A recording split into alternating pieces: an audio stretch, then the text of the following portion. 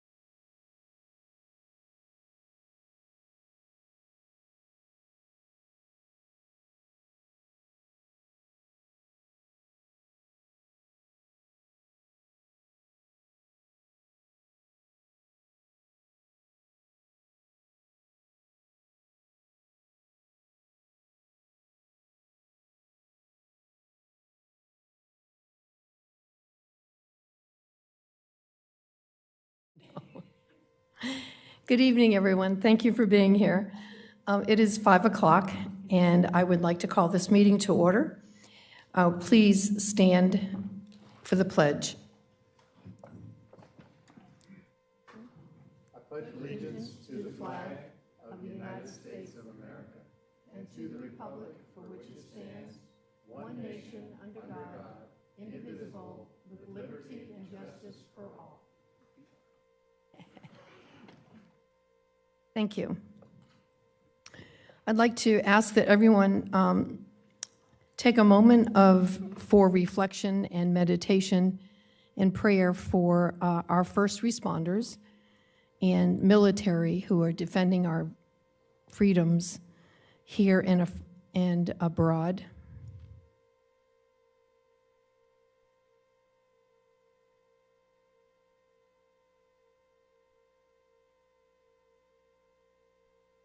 Thank you very much.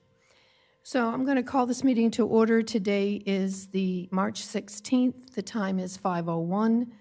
It is Monday. Could we do a roll call for attendance, please? Commissioner Dance. Here. Chair Carney. Here. Commissioner Hansen. Here. Commissioner Richardson. Here. Commissioner Pennington is absent. She is. Yep. During our moment of silence, I forgot to recognize the 13 soldiers and airmen who have lost their lives since the start of Operation Epic Fury, including U.S. Army Reserve Captain Cody Cork, a resident of Lakeland in Polk County. So I'm going to move on to additions, deletions, and modifications to the agenda. We will be deleting item 7B. This item has been removed from the agenda as the burn ban expired on March 6th at 5 p.m. There is a deletion of item 9A and 9B. These items have been removed from the agenda by the applicant and will not be heard today. Anyone present in the audience who would like to comment on item 9A or 9B may do so as part of community outreach for items not on the agenda. However, while public comments made during community outreach will be included in the minutes, these comments may not be included as part of the record or testimony and evidence for each of these items. These items will be renoticed for public hearings at a later date. Item 3, the announcements. March 17th, which is tomorrow, Commissioner Pennington will be having her town hall meeting from 6 to 8 at Hawk Creek Community Center. April 3rd, the county offices will be closed in remembrance of Good Friday. April 7th, Commissioner Dance will be having his town hall meeting from 6 to 8 at Rimfire Elementary School. Upcoming commission meetings and workshops. There is a regular meeting on Monday, April 6th at 9 a.m. and a workshop on Monday, April 6th at 1 p.m. Community outreach. So we have no presentations. Oh, cool. All right. Community outreach, this is 30 minutes. There'll be a clock or timer for us. This time is allocated for public comment on any consent agenda item or topic not on the agenda. Each speaker will be allowed up to 3 minutes to address the commission. Speakers should approach the podium, identify yourself, and direct comments to the chair. I'd like to start community outreach. Any speakers for community outreach?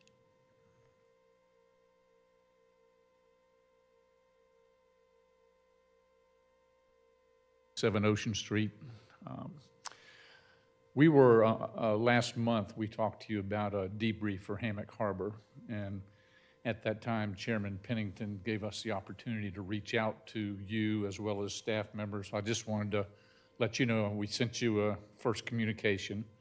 I'm sure you've all read it in detail at this point. I hope you have, including our staff, and we appreciate the opportunity, and that's just a first go.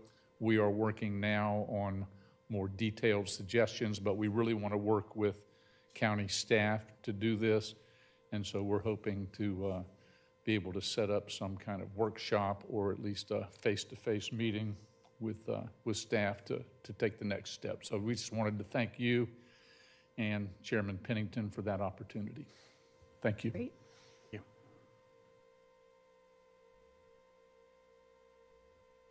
Anyone else? Seeing no one else approach, I'll go ahead and close community outreach. Attorney Rodriguez or Adam, either one. So how do we move this forward? I know that the direction.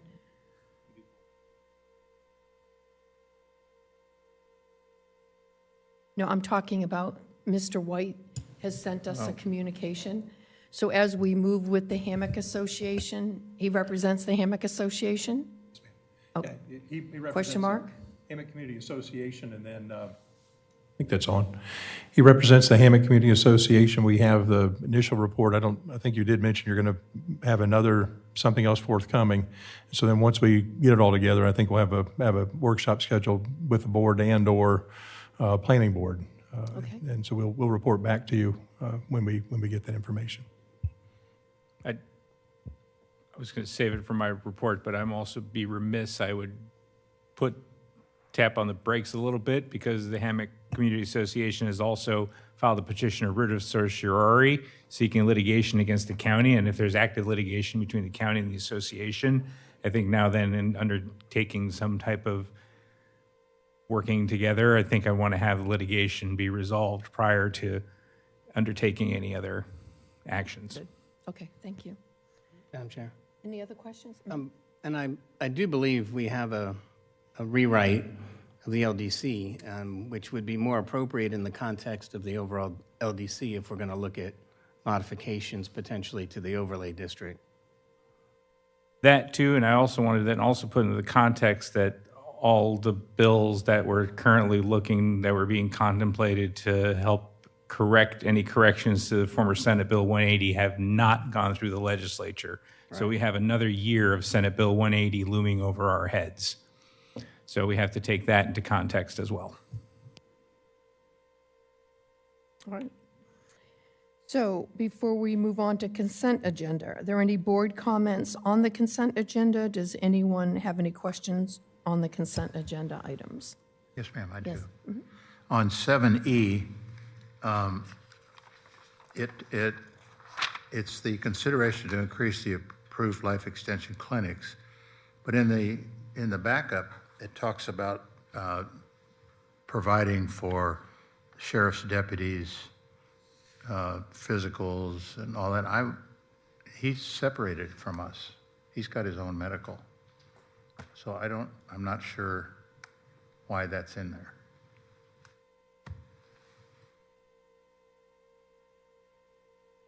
You want to pull it, or?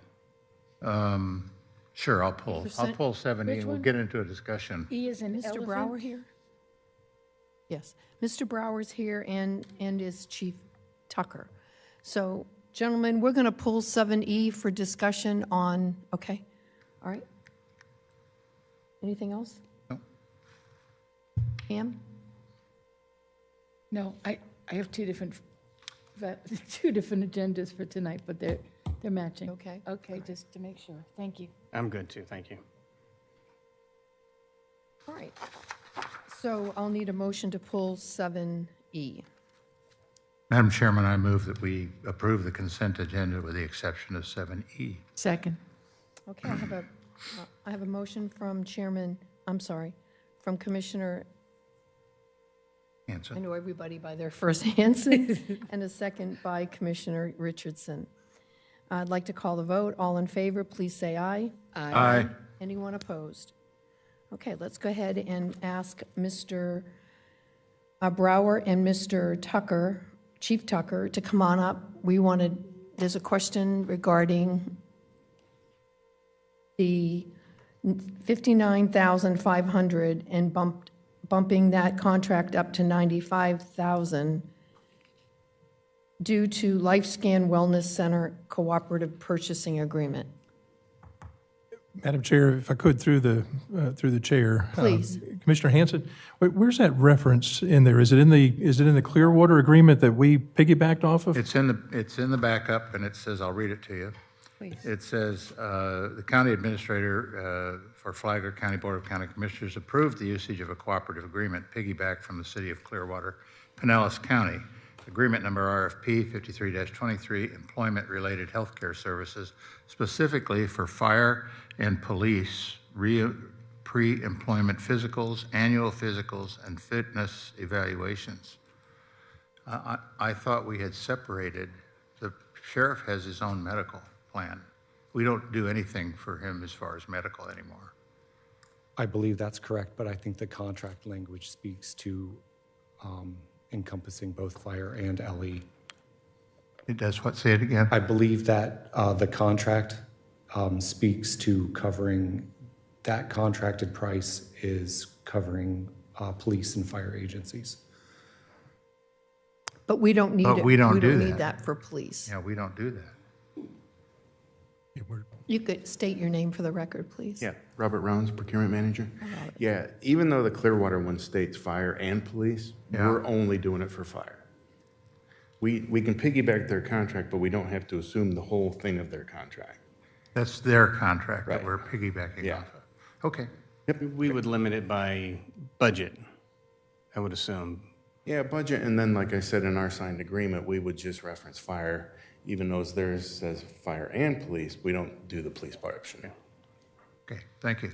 Wait, I have a question. So you've already prepared the agreement or not at this point? Oh, no, we've been using that contract for, longer than I've been here, I believe. But it doesn't claim the police in it No. anywhere? Nope. So ours is omitted, the Ours police is word? omitted, yes. Okay, Yep. thank you. Just want to clarify that. Thank you. Madam Chairman, I move we approve 7E. Second. Okay, I have a motion by Commissioner Hanson and a second by Mr. Dance, Commissioner Dance. I'll call the vote. All in favor, please say aye. Aye. Anyone from the public wish to make a comment on this item? I'll close public comment, and we have consent. We have a vote 4-0. Carries. Thank you, gentlemen. All right.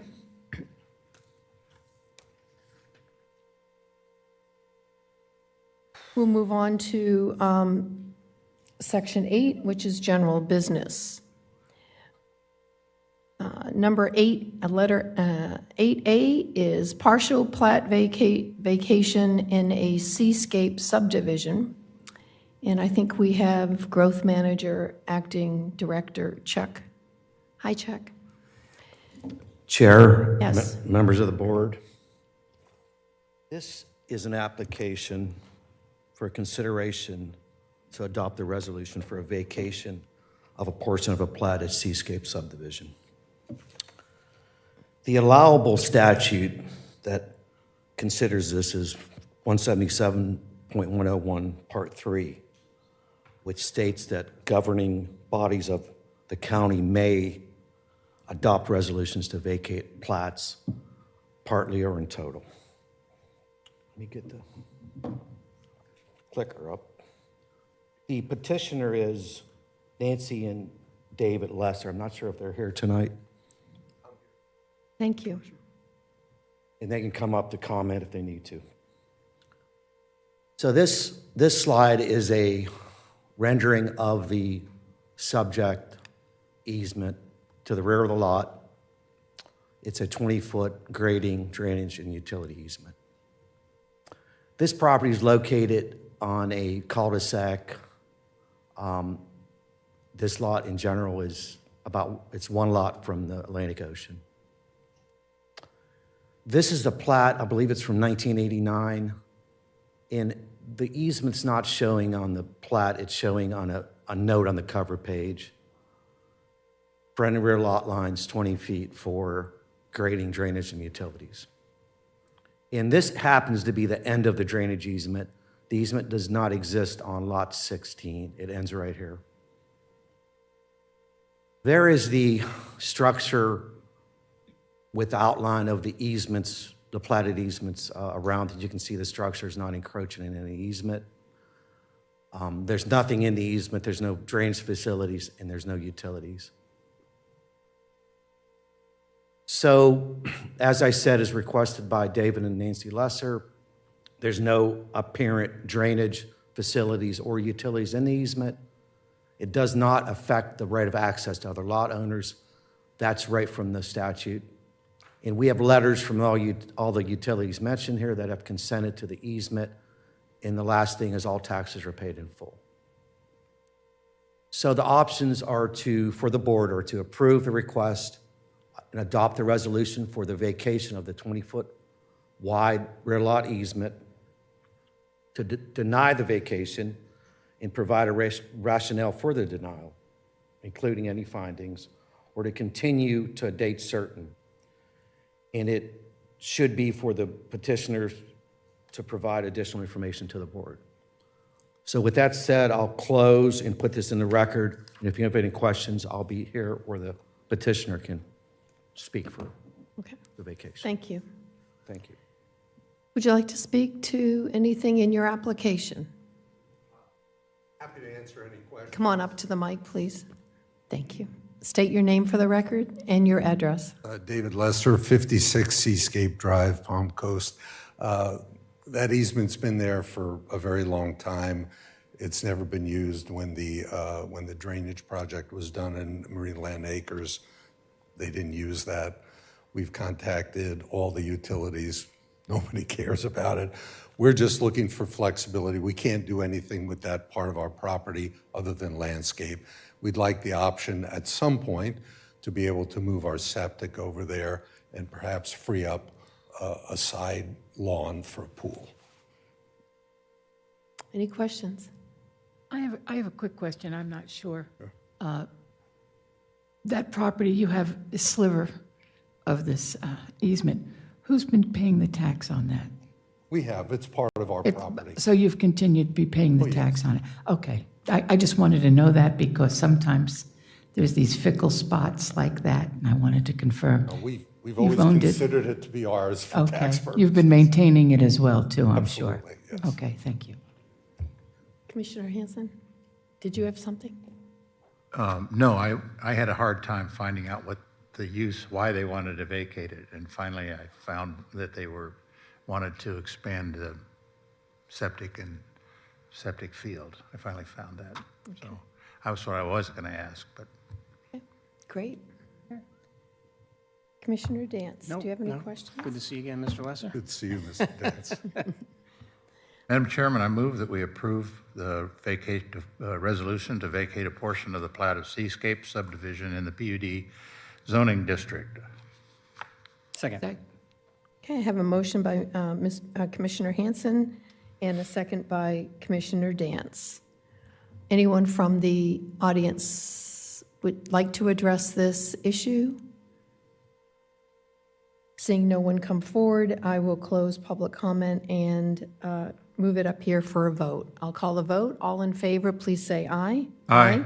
Anyone opposed? Okay, it passes 4 to 0. much. Thank you. Thank you, sir.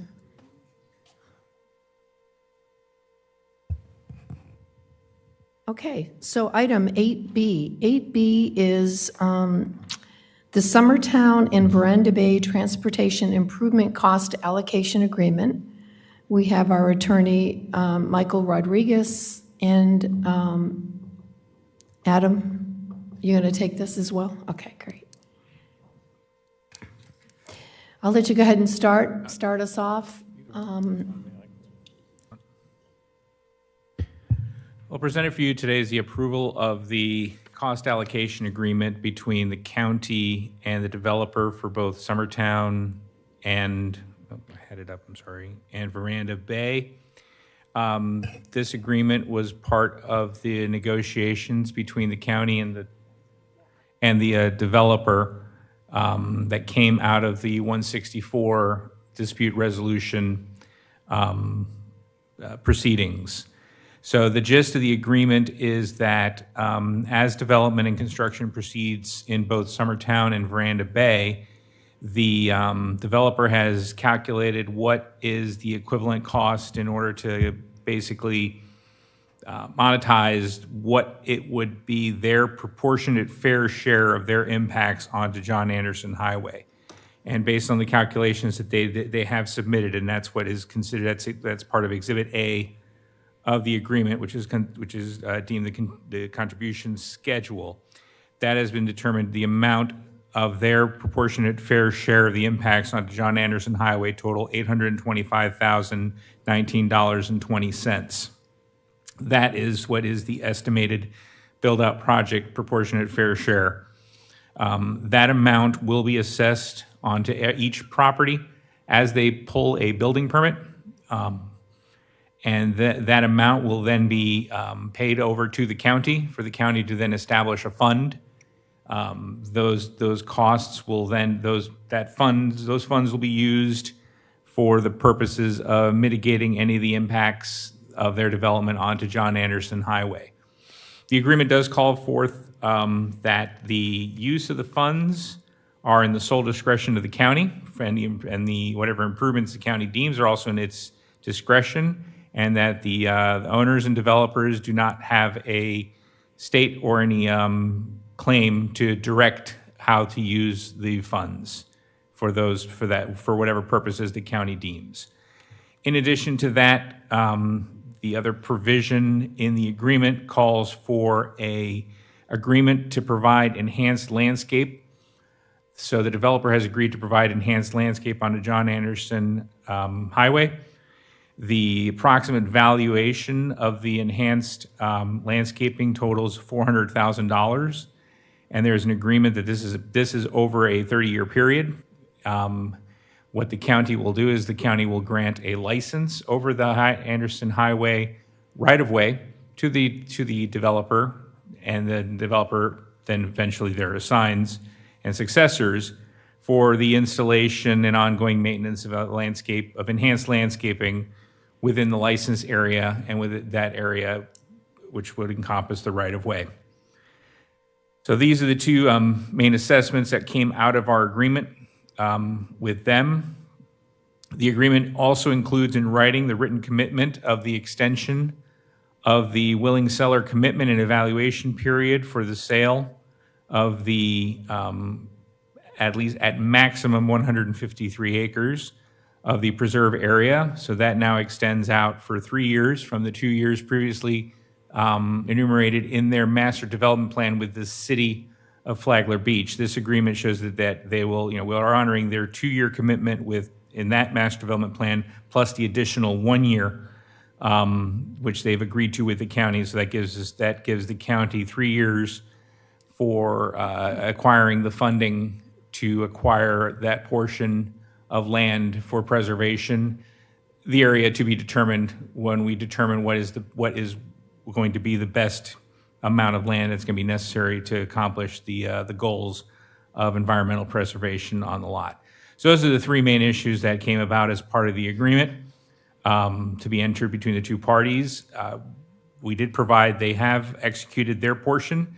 So at this point, we're bringing the matter to the commission for the county's execution of the agreement for this to move forward. Thank you. Any questions from anyone up here about the agreement, why we're signing it? Madam Chair. Please. The actual agreement was never posted to the agenda, Right. so I just assumed it was going to post over the weekend in anticipation. I actually put it. I put it on the agenda, the agenda file. It was put it as far back. I put it last week. I don't know. That's why I was surprised when I pulled it up and I didn't see it was there. I don't know why it wasn't put up, but I did put it onto our agenda file last week. Did everybody else review it?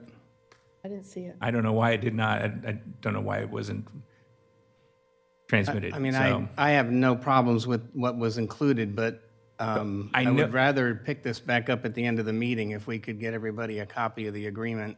I know that the developer also sent a copy of the agreement that was sent, which is the same one that was then finalized in language. They was sent to each of you individually as well. So I don't know if by email. So I don't know if that was, if you did have a chance to review that. The language is, that was the final drafted version between the two parties. I was relying on the agenda, so. Correct. I understand. I don't know why. When I pull up on our agenda file, I uploaded the executed agreement and the contribution schedule. I put it on our file. So I don't know why it was not then transmitted and sent to you guys. What's the pleasure of the board? Do you want to see the documents and ask somebody, is there anybody here that could print them or get them? We could move the agenda item to the end of the quasi-judicials, which would have the time to be able to print and get us each a copy. I know I want to see the copy. Yeah, he said yes. All right, so we're going to, do I need to table this, Michael? What's the, to move it to the end? You can move it to the end. So we're not tabling it. We can just agree to move it to the end. Okay. A motion? So we have an agreement? You want a motion or? Sense? Let's feel more comfortable if you want to motion it to the end of we'll move it to the end of the agenda. All right, I'll make a motion to move item 8B to after 9D. So it'll be the last action item for the evening, and then move it to after 9D. Second. Okay, I have a motion by Commissioner Dance to move item 8B to after 9, or technically 9C, and I have a second by Commissioner Hanson. Effectively 9E, if you want to. Yeah, technically it is, you're right, 9E equals 9E. Do I need to open this up for public comment? Not on it's at the end. You can, doesn't hurt. Doesn't hurt. I'll open this up for public comment. We're taking action by moving 8B to 9E. Hi, Mr. Raymond Royer. If you could bring that slide up, just showing the 800-some thousand proposal for the board to look at. My question is, how is the commercial square feet equal to the new homes as square footage added? I mean, commercial should be added a little bit more high in fees, because they're going to bring in an impact on consumer impact here, where you're going to have outsiders coming in and out that area. So I don't know why that's equal to a homeowner. And you got commercial at 338. It just, to me, I look at that and it's like, another favorability going on here, so that should be at least doubled, or not tripled, for a commercial square footage. Thank you. Thank you. All right, so we're going to table this. We'll have comments again after we have a motion. So I have a motion to move this item. I have a second. I'm going to call the vote. I'll close public comment, and we're going to take it back here for a vote. All in favor, please say aye. Aye. Anyone no? Okay, so we'll go ahead and, Mr. Mengel, we're going to be okay with getting something either on the hard drive or, on the email or somewhere? Yes, ma'am, we're getting hard copies to you right now. Okay, thank you. All right, so let's go ahead and move to, we have 2 minutes to wait until public hearings. My notes say that I can start with the county attorney comments or the administrator, but I think I'll be doing you a injustice by doing that. So I think I'm going to hold everything till that clock says 5:30, if you don't mind. Okay, thank you. Don't mind. Bear with me, we can't do anything before 5:30. We're almost there.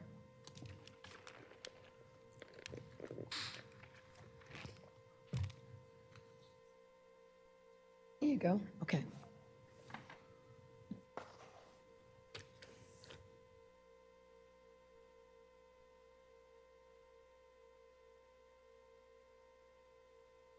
Wish I had a music box right now. Don't make me sing. No, I was going to ask you, is You it want me going to to sing? What do entertain you want us me to tonight? sing? I can sing, you know.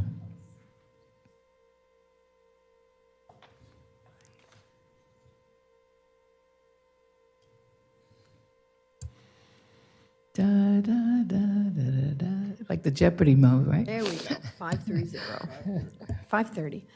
Okay, we're going to start the part of the meeting where we go into public hearings. Quasi-judicial process, the audience should refrain from clapping, booing, or shouting for approval or disagreement. To avoid potential legal ramifications and possible overturning of a decision by the courts, a public hearing must be fair in 3 aspects. Staff is allowed a 10-minute presentation. Applicant is allowed a 15-minute presentation. Public comments are 3 minutes per speaker, 5 minutes if there is someone speaking on behalf of a group. Applicant rebuttal and closing staff comments is 10 minutes. If you either, we're going to be opening up public comment after we get a board motion. So item 9A has been pulled at the request of the applicant. No one came up during public comment, so I'm going to assume that there's no one here to address 9A. 9B also was pulled at the request of the applicant. We do not have time specific for when it's coming back. The applicant knows that reposting of this hearing is going to be required. So I'm going to go ahead and move on to item 9C. 9C is a public hearing. It is quasi-judicial. It is requesting a special use in an AC district. Simone Kenny is here from Growth Management Department, and we need to disclose as commissioners if we have had any contact with the applicant or any member of the public regarding this request. I'll start with Commissioner Dance. No, ma'am, none. Commissioner Hanson. Yes, I'm on the board of directors for the Ag Museum. Okay. And Pam? And I have not. I have to say no and with the mic on. Okay. Madam Chair, I have one question regarding the 9A and C. Can I, before we go too far down, can I ask a question on the process? Sure. Were we to bring them up and table them, or was it okay for us to go through that, the process? My understanding is that the applicant withdrew the item from the agenda, so they will be renoticed and brought forth again. Okay, so no action on our part. No, then Okay. they'll be renoticed. Thank you. That's all. Thank you. Ms. Simone, welcome. Good evening, Simone Kenny, planner.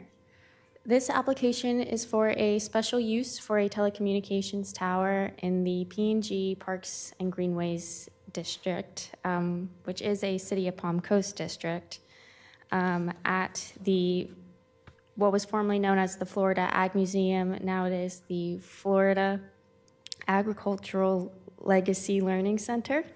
Great. Wow. Thank you.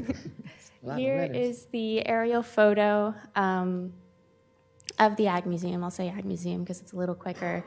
Again, that's located north of Old Kings Road North in between US 1 and I-95. And then the northern boundary is going to be Pellerser Creek, also the boundary with St. Johns County. So the proposed tower location is just a bit east of the developed area of the Ag Museum. The future land use is the City of Palm Coast Ag, and the zoning is the City of Palm Coast Parks and Green Space. The reason for this being that the museum had annexed into the City of Palm Coast at one point, I believe partially related to utilities. However, in 2013, they then de-annexed back into the county, I believe also because the city doesn't have much of an agricultural district that would have permitted the uses that they do. We have working with the applicant, and they are going to come in for a future land use and rezoning to our designations, but that's kind of just been an administrative error that's been overlooked so far. We have our soils. It's not in a flood zone, and there are pockets of wetlands in the area, and I'll point out where they have been delineated on the proposed site plan. So again, here's just a higher level look, just so you can see a little bit more specifically where the Ag Tower is located. It's proposed 50 by 50 lease area for the tower itself, and then a 20-foot wide access easement connecting onto Old Kings Road North.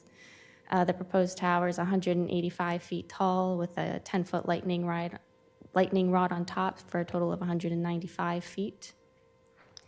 And here we can see it a little bit better in detail. So it's proposed 92 feet from the Old Kings Road right-of-way. Here is the better layout. On the left-hand side, we can see the proposed 50 by 50 lease area. It has space for four providers. The applicant in this case is Verizon. But they have provided additional space. Our code encourages that, so we don't have different providers all trying to construct their own towers. Our code encourages them to share, and the applicant has provided a letter of commitment attesting to that. So in the picture on the left, you can see two kind of orange dotted lines. The furthest right is our wetland line, and then they have proposed a 50-foot wetland buffer, remembering that our code requires a minimum of 25 feet, so they have double that wetland distance. And then the site plan on the right is just the continuation of that access easement, so you can see how it would connect to Old Kings Road North with an apron and a culvert. This is just another site plan showing that wetland line a little bit more easier to see. And then we have the actual tower itself. Again, a total height of 195 feet. It's a monopole. It does have a bent over construction, meaning that should something happen and the poles start to collapse, there's a weak spot in the middle, so it folds onto itself. So the actual fall radius is only 90 feet, so it would not reach over into the Old Kings Road right-of-way. There is the proposed 8-foot chain link fence around the bottom that is required by our code, as well as the landscape buffer.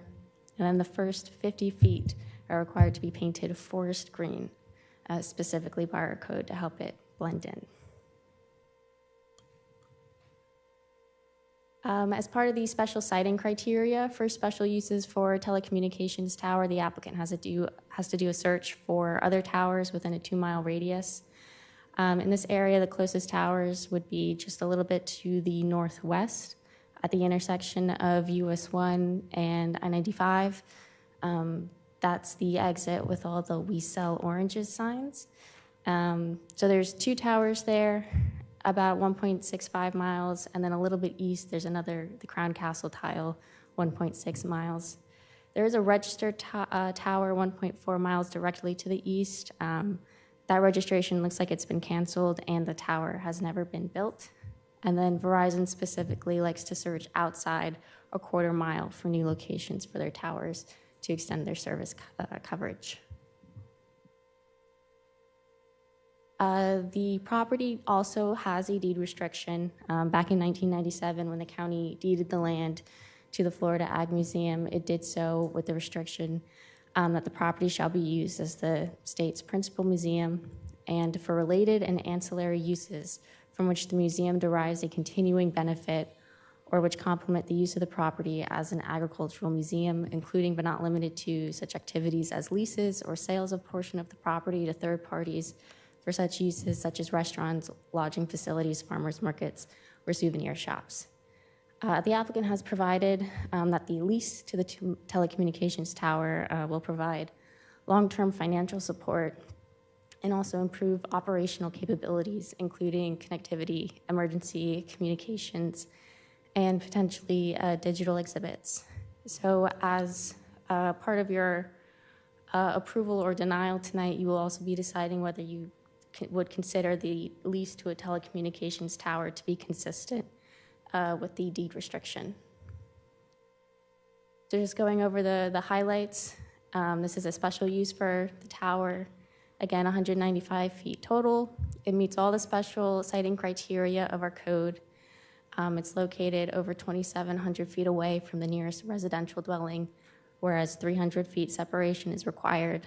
That would be over in the Sawmill subdivision on the other side of US 1. It's located just under 300 feet from the nearest vacant residential use. Across Old Kings Road North, there is a MPD, master planned development in the city of Palm Coast. That's still vacant. Again, it's designed as a bent-over pole, so it has a fall radius of 90 feet. It is not subject to FAA review. It's over 12 miles from the nearest airport, which would be our Flagler County Airport. It has the capacity for 4 users. We have the letter attesting to that. And then we have the deed restriction.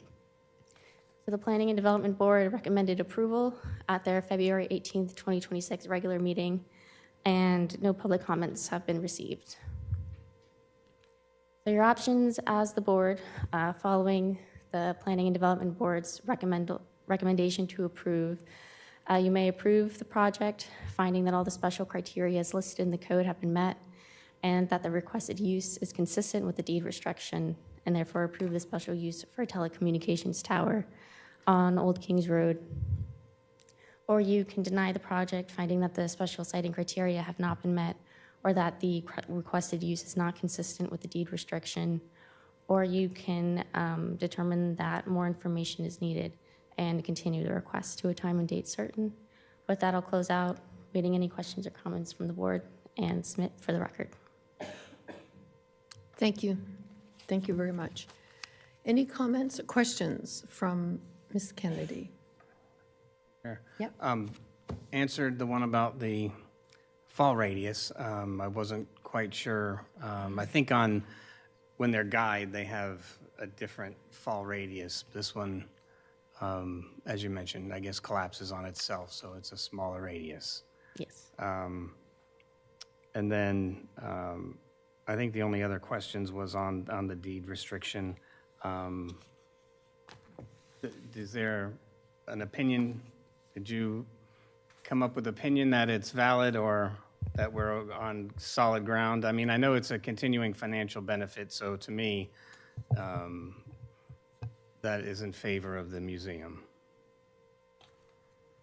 The quirk is that the county is the one that gave the restriction, created the restriction. So it's up to you either to waive the restriction, or if your action is to allow the tower to be built, then you have deemed that the tower is consistent with the language of the deed. Okay. The deed also does not contain a reverter clause, so it's not as if it's found to be in violation, the property comes back to the county.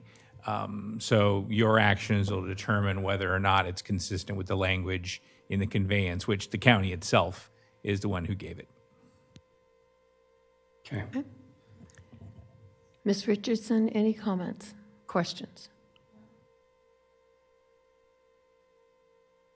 Off again? I'm off again, okay. I have a lot of thoughts on this. I didn't really dig into it too deep. I find it a little, I think it's great, and I think it's bothering me. Some of the things that I think is great, that it'll offer communication, more communications that we have. Where will the services reach? Who will be getting the benefit of that tower? Is it going to just go to those new people that are going to be in the north? And then there's still that void between Grand Haven all the way through that line where there's no service? What service will it be getting? It's just another tower. As for the distance of the coverage, I'm not sure. I don't know too much about the telecommunications tower. I do know that it's, at this point, Verizon. I think another client that they have is T-Mobile. Yeah, but they own all the tire. Verizon always owns all these. So then they lease out that spot. So they make money on the lot, as on the space, as well as money on who they lease it to. That's part of the business part of it. The Verizon would be leasing from the museum, and then Verizon, so the museum's getting the lease money from Verizon, and then Verizon having, put in the infrastructure and the tower itself, I believe, lease individually to other And providers. do they have the option to take it off whenever they want? Remove it? The tower? That would be called out in their lease agreement. I haven't seen that. That's pending the approval. Okay, so it's a question of whether they can or cannot. What if they're not getting enough servers, If it doesn't fit into their business model, do they get to just... They can back out. They can They back can out. back out, Okay, thank you. And also, when I hear ag, I think of grass. And then I think of the tower, and that's sort of a little interesting to me, but, I understand the need for it, especially if the community will get service from it. So another use besides the continuing financial benefit from the lease was increasing the coverage for the wider community, but then also specifically on the property themselves. They do trail rides out into the woods. Sometimes there's spotty service, so there's a benefit of having emergency communications better improved, as well as the museum may have future potential plans of modernizing a little bit, perhaps having digital exhibits, maybe a self-guided tours through some of their facilities where someone could scan and learn I see. things. So that was another link between the tower itself and the benefit of the museum. I would also add that Verizon looked all around before they chose this site, and this fills a gap that they have. And I'm not sure where it goes. For service. For service. And I think it's probably along US 1 specifically where they reach out and get those people. But they looked at several places before they came to the Ag Museum and said, can we do it here? So. Well, thank you for those answers. I just wanted to get that out because I've done a little research on that stuff earlier. Thank you. Anything else? Okay. One Commissioner more. Hanson? Do you have a question, Commissioner Hanson? No, I pretty much know what's going on. Is there, I don't know if Chief is here, but does this offer us any opportunity for our communications, our countywide emergency communications, fire rescue? I don't know if that was discussed or if that benefits us at all to be able to co-locate on the tower. I wasn't part of our discussion at this point so far.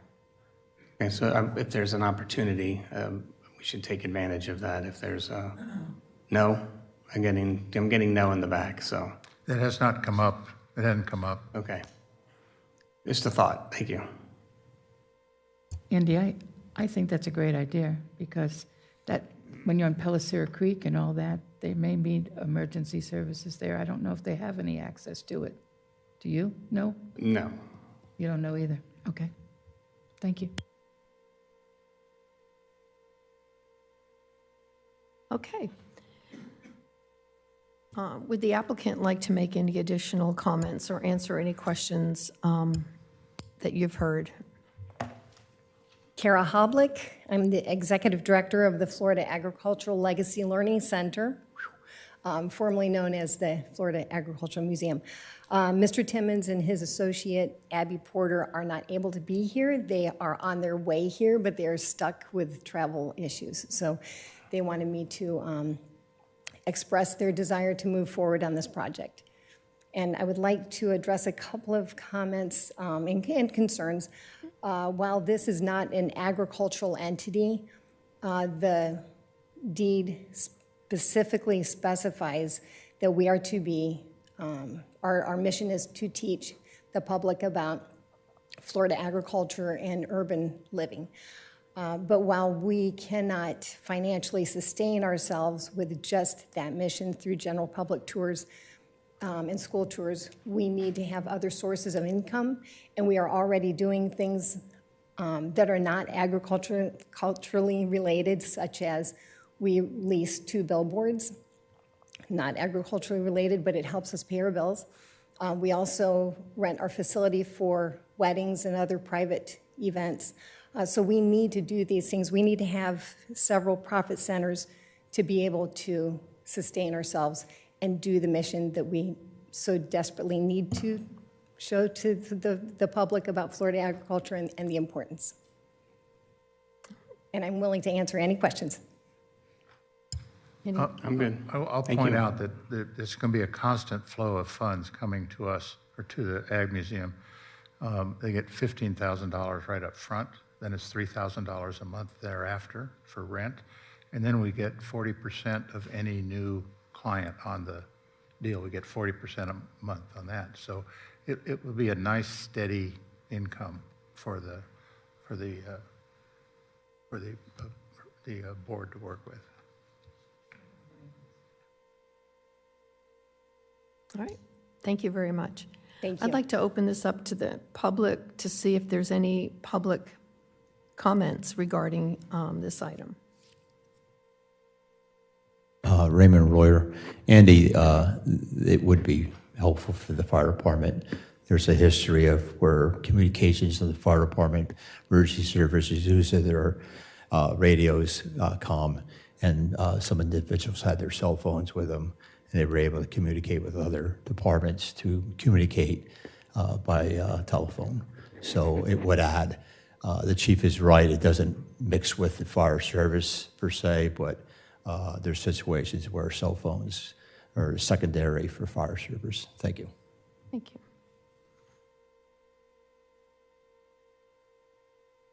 Matt? Where's Matt? Come on, Matt, get on up. Come on up, Matt. Let's see you in that pink shirt. Good evening, Madam Chair. Matt Rivera, County Chief Information Officer. I just wanted to give a little background and answer some of the questions.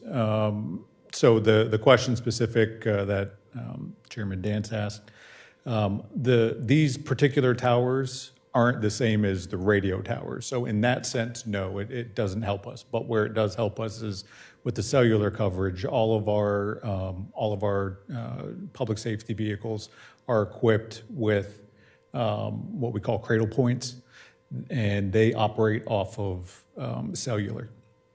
And even our radios also have cellular backup on them. So on that front, yes, it does help our public safety out in those areas where they're harder to reach with our radio towers.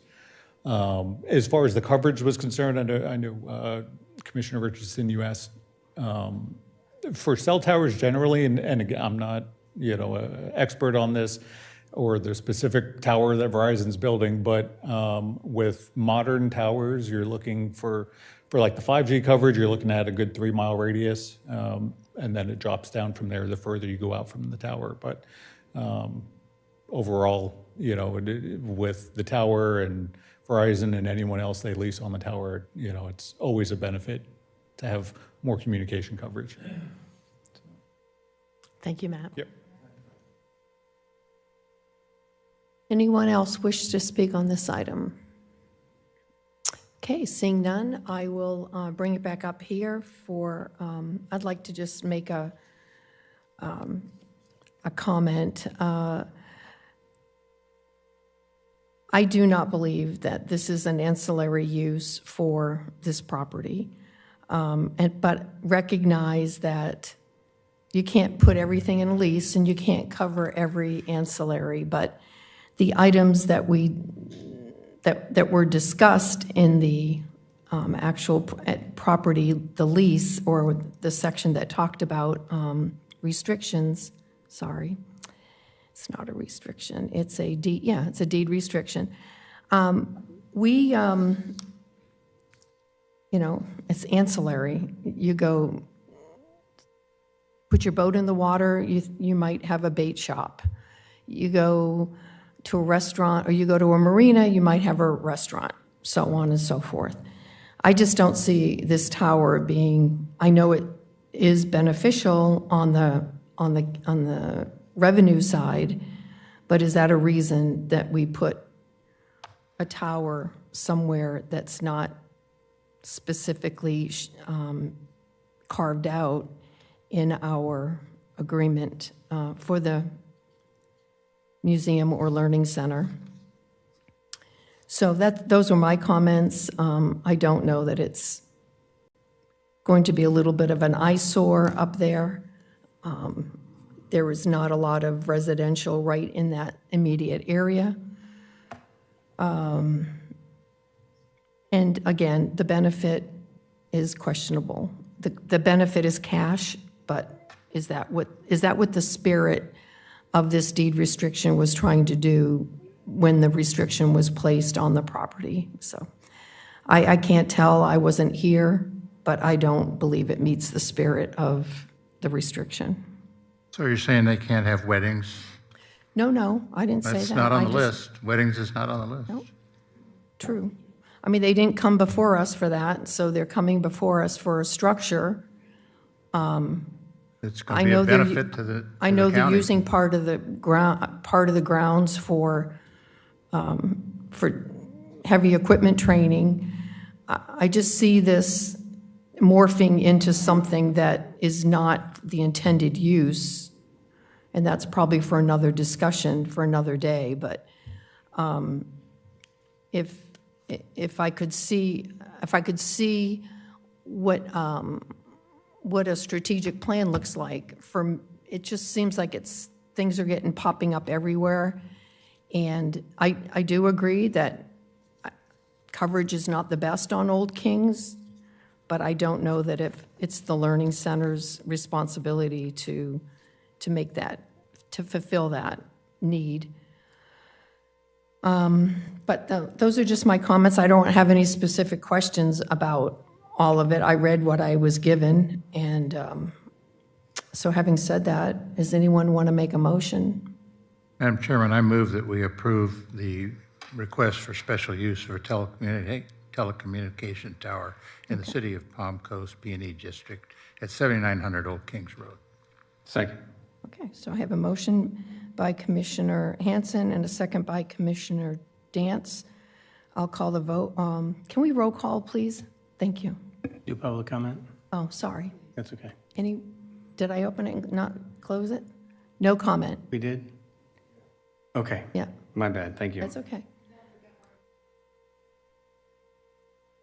No, everybody spoke. Roll call, please. Commissioner Hanson, Aye. Commissioner Dance, Yes. Commissioner Richardson,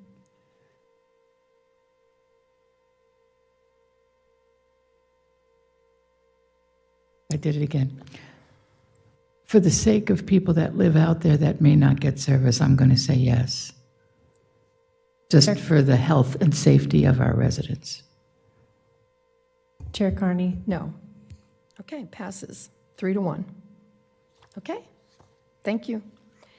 Okay, our next item is 9D. 9D is a public hearing requesting a waiver of off-street parking requirements in the RC Residential Limited Commercial District. This is again presented by Ms. Kenny from Growth Management. Has anyone had any contact with the applicant or any member of the public regarding this request? I have not. I've had quite a bit. Quite a bit. Is it going to influence your voting ability today on this item? No. Okay. Mrs. Richardson, Commissioner Richardson, have you had any contact?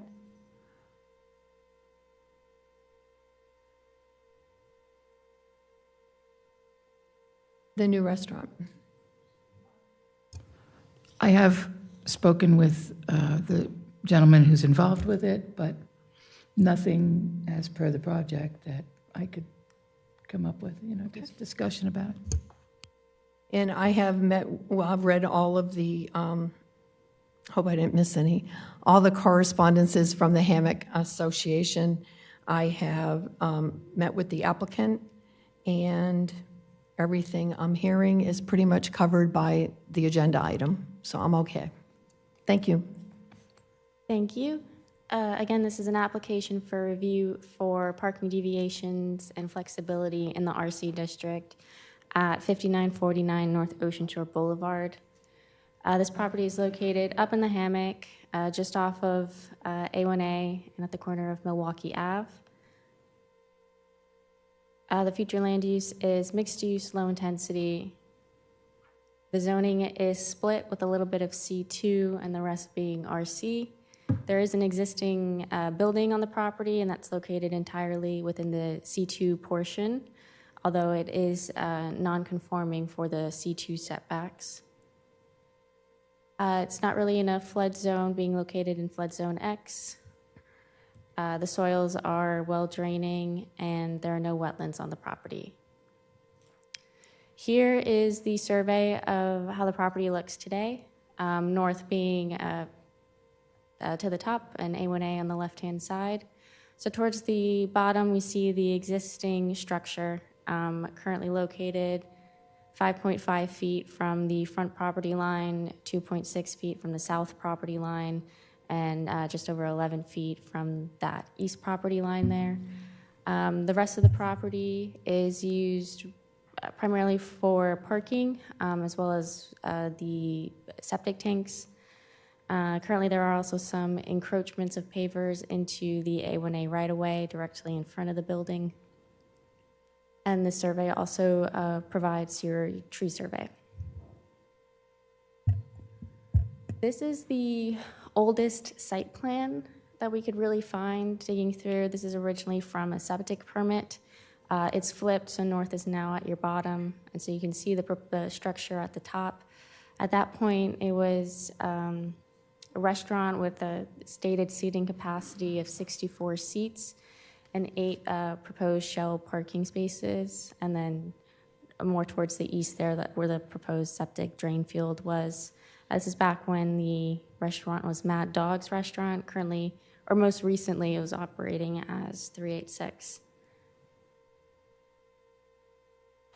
So the applicants purchased the property with the stated intent of renovating the existing structure, modernizing it. But they stated once they got in there, there appeared to be many potentially renovations that had been done without permits and not up to code, and that the structural integrity of the structure was not there, and that it would require it to be torn down completely. Our code states that any non-conforming structure, if you have renovations that are worth more than 50% of the value, you have to bring the structure into conformance. So it wouldn't have been allowed to remain in the position that it was. Instead, they proposed shifting the restaurant towards the rear of the property, being located 54 feet from the east property line, 25 feet from the north property line, 15 feet from the south property line, and a good distance from the east property line. There were some caveats with this. First off, it's in the RC district, so this came through as a special exception that was approved by the planning board at the February 10th meeting, but it also required a series of variances. One, that the buffer, the landscape buffer in between the restaurant and the south property line needed to be a minimum of 25 feet. Instead, they asked for 15, and that was granted by the Planning and Development Board. Additionally, they needed a building separation of 50 feet between the proposed restaurant and that single-family residence to the south at 48 Seminole Avenue. They proposed 25 feet, and that was granted by the Planning and Development Board. Additionally, in the A1A scenic corridor, you have a 40-foot minimum front buffer along A1A. They proposed 15, whereas before there was no buffer, the restaurant was on the property line. So the 15-foot front buffer was approved by the Planning and Development Board. And then the final variance was to increase the maximum allowed fence height from 6 feet to 8 feet in order to provide that property owner to the south with a little bit more of a buffer and privacy. And so the special exception and the variances have been approved. The decision in front of you today is about the parking. So the restaurant is just under 3,000 square feet with a proposed seating area of 1,800 square feet. The seating area is how we calculate the minimum required parking spaces in our code. So that's one space for every 50 square feet of seating area, plus the number of employees that you will have on shift. And so they, again, with 1,800 square feet and 5 employees, the total required spaces is 41. The applicant is proposing 31 regular spaces, 2 ADA spaces for a total of 33, as well as 6 bike rack spaces. And then they have also entered into a parking agreement with the business located directly to the south. That's Deborah Jean's Coffee, to allow their employees to park there in the evenings when the restaurant is operating and when the coffee shop is closed. These are not renderings of the specific project. The applicant included these to show just the architectural style. They will be using the same architect. They wanted to provide a little bit more of a visual of how the restaurant would look. These are a couple projects located down, I believe, in Ormond Beach or Ormond. So again, kind of how we got here. The property is just under 30,000 square feet. It has that split RC and C2 zoning. The existing restaurant dates to 1972 as early as we can tell. It's non-conforming, requires more than 50% of its value in renovations. The special exception was approved at the February 10th meeting by the Planning and Development Board. Again, for the restaurant just under 3,000 square feet, including the 1,800 square feet of seating area and the 5 employees. The proposed layout does require sewer connection to the city of Palm Coast, and that was a condition of the special exception approval. And then the trees, there are 481 existing caliper inches. They're preserving 296 and replanting 45, which totals a 70% preservation, whereas 50% is required. So they're preserving 20% more than is required by our code. And then we have our various variances that were also approved by the Planning Board at the February 10th meeting. So again, today, the decision is for the parking waivers. So one is for a deviation from our surface parking requirements to allow compacted shell instead of asphalt. You've seen this request before. It's pretty common on the barrier island in the A1A scenic corridor. It allows for some more of the vegetation to be preserved, some improved drainage. And then additionally, the parking flexibility from 41 spaces to 33 spaces, then with the bike rack and shared parking agreement. And then I just wanted to quote the specific sections of the code that gives the board the authority for these, the flexibility and the deviation. So for the flexibility, the county commission, following review and recommendation from the planning board, may permit deviations from the requirements of the code above, and may require more or allow less parking whenever it finds that such deviations are more likely to satisfy the standards. And then providing for your deviation from your parking area surface requirements, where the commission determines it's in the best public interest to allow alternative parking area services for off-street parking areas based on environmental and development conditions. So your options today, following the Planning and Development Board's recommendation to approve, again at the February 10th meeting, the board may approve the request for the deviation from parking area surface requirements, determining that's in the public interest, and the flexibility as to the required minimum off-street parking, reducing the required number of off-street spaces from 41 to 33 for the proposed restaurant at 5949 North Ocean Shore. Or you can deny the requests, or you can determine that more information is needed and continue the request to a time and date certain. With that, I will close out, awaiting any questions or comments from the board, and submit for the record. Thank you, Ms. Kennedy. Ms. Kenny, sorry. Any questions for our planner? Yeah, okay. That speaker goes on and off really easy. It's a new one. You're talking about the parking. So you said something about the parking from the other business? Yeah, That so they're sharing that or something like they've that? entered into a shared agreement. The business directly to the south is Deborah Jean's Coffee. Yeah. So it's open, I'm not sure of the exact hours, but morning and early Daytime, yeah. afternoon. The restaurant would be later, so they proposed for their employees to park in Deborah Jean's parking lot when the coffee shop is closed. And what about the side part on Milwaukee? Is there any easements there to be able to park? That's a private easement. I believe all of the lots on that easement have 1/10 ownership right. And so we wouldn't be allowed to permit on-site parking within that easement. So it wouldn't be permitted, but it doesn't mean people wouldn't park there. I just want to make sure, because whenever I go down A1A, I see parking on A1A all the time, everywhere, up and down, on the side. So I was just wondering, on the side streets, is that a restriction, or is that not restricted, or how is that managed? I'm going to ask that because we're talking about what adds up to a couple of places, right? A couple spots.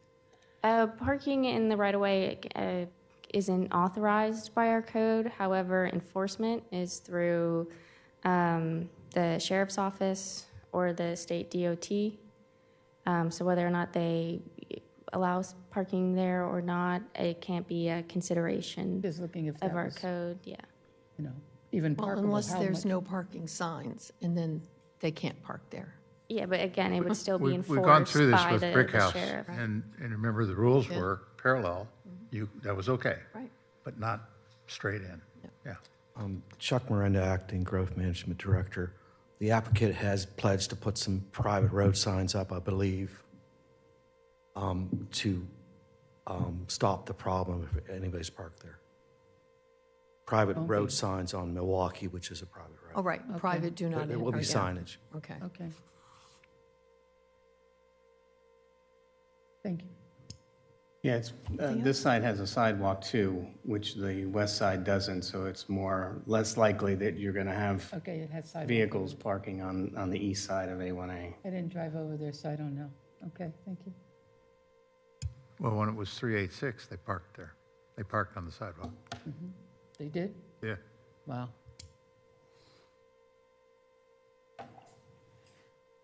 I think, Madam Chairman, I think the issue is, once again, in the Outer Banks out there, is parking. And we've seen with the Bronx House Pizza, it got out of control. And as much as we want businesses to open up and be very successful, like Bronx House Pizza was very successful, and so parking became a problem. This will probably happen to this restaurant as well. It'll get very popular, and then parking is going to be an issue. Okay, Can we hear from the applicant? yeah, sure. Absolutely. Applicant, do you have a representative? Yep. Good evening. Please state your name for the record and your address. Good evening, Michael Goodman, 13 Capri Court, Palm Coast.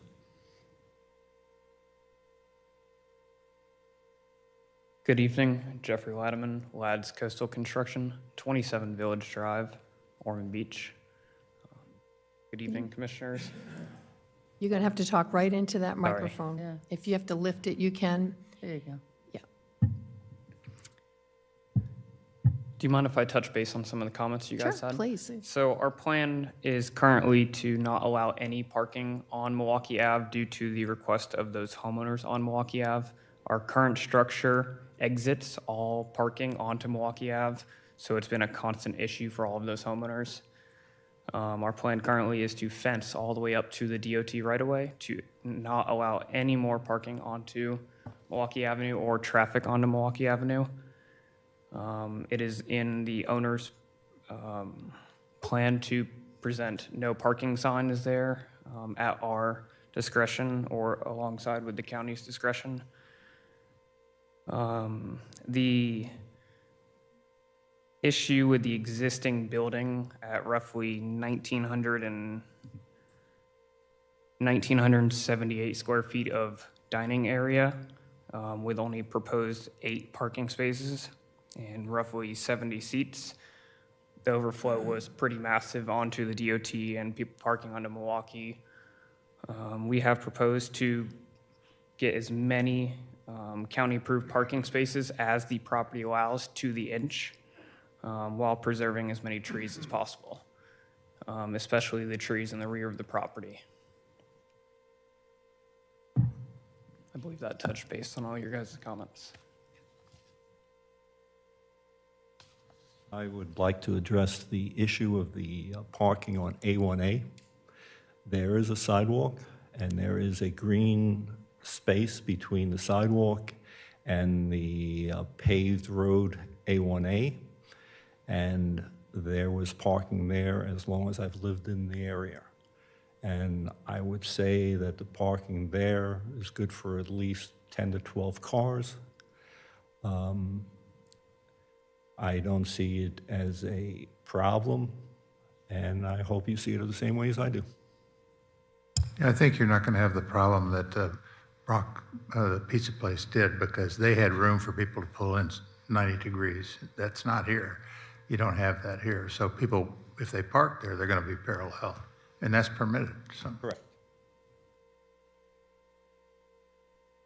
Madam Chair, a few questions. Please. Thanks for being here. A few questions for you. How did you get to the 1,800 square feet of seating area?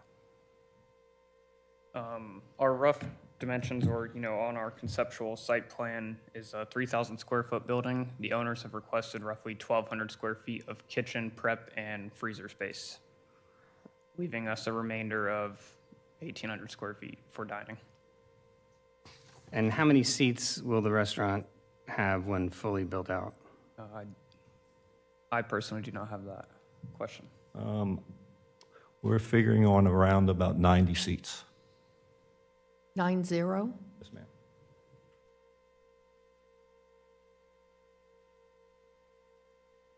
So you'll be shy, you won't have a full liquor license, which requires 120 seats. You'll be shy of that requirement.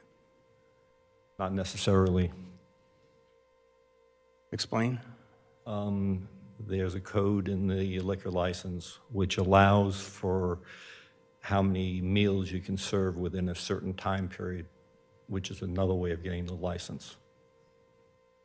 So you have the data to support that?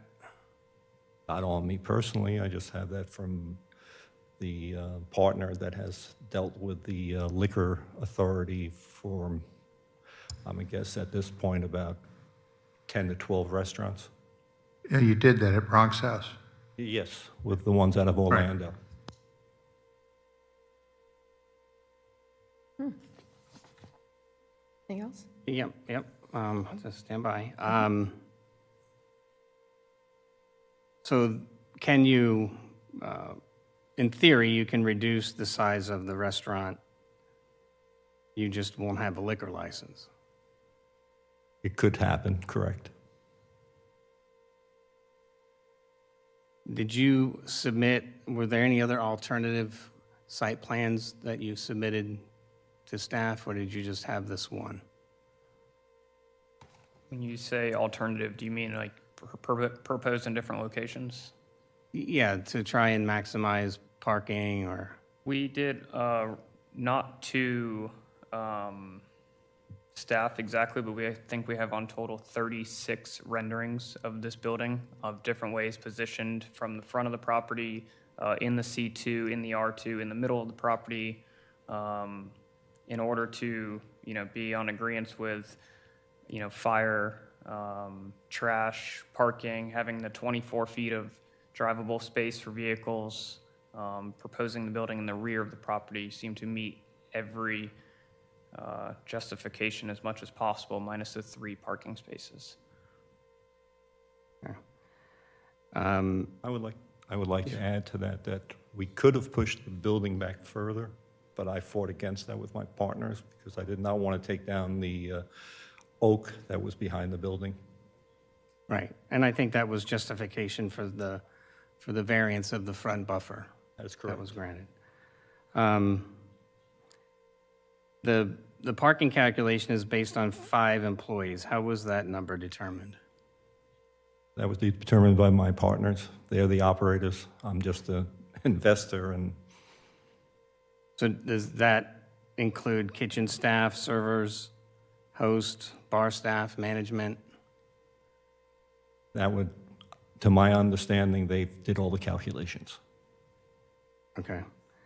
I did a little research on standard, industry standards, and everything that I researched comes out to, for the 1,800 square feet, anywhere from 10 to 15 employees. So I'm trying to find out the discrepancy.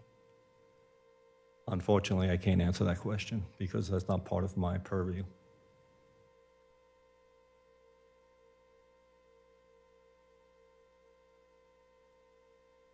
Stand by.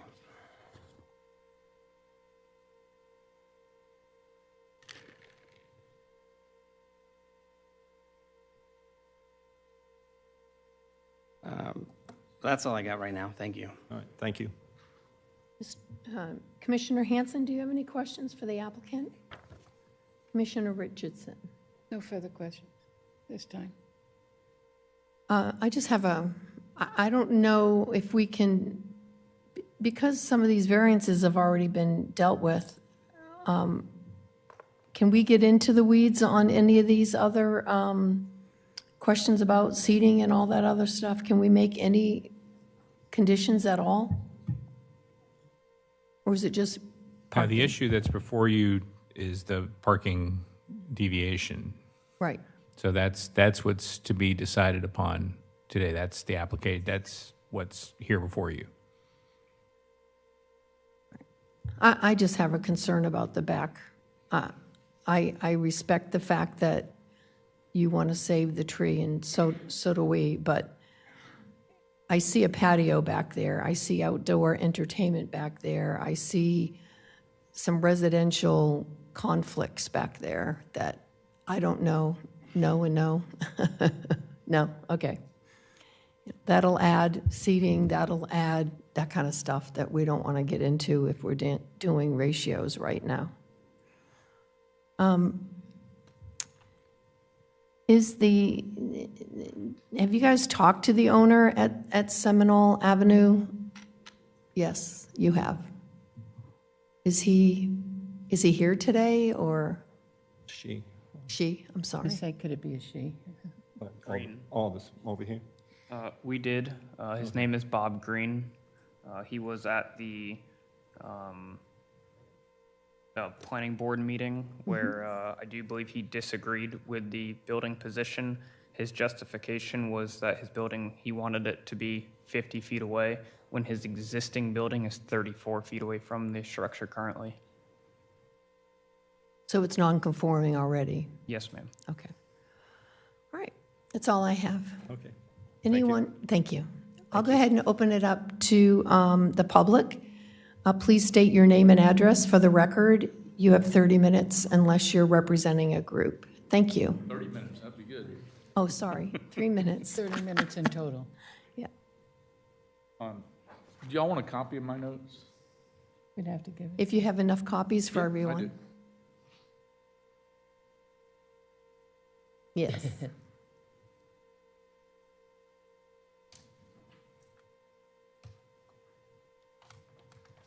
something on the back.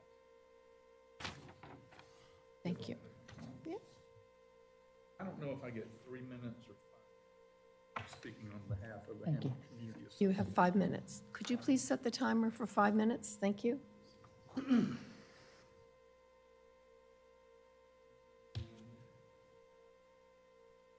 Thank you.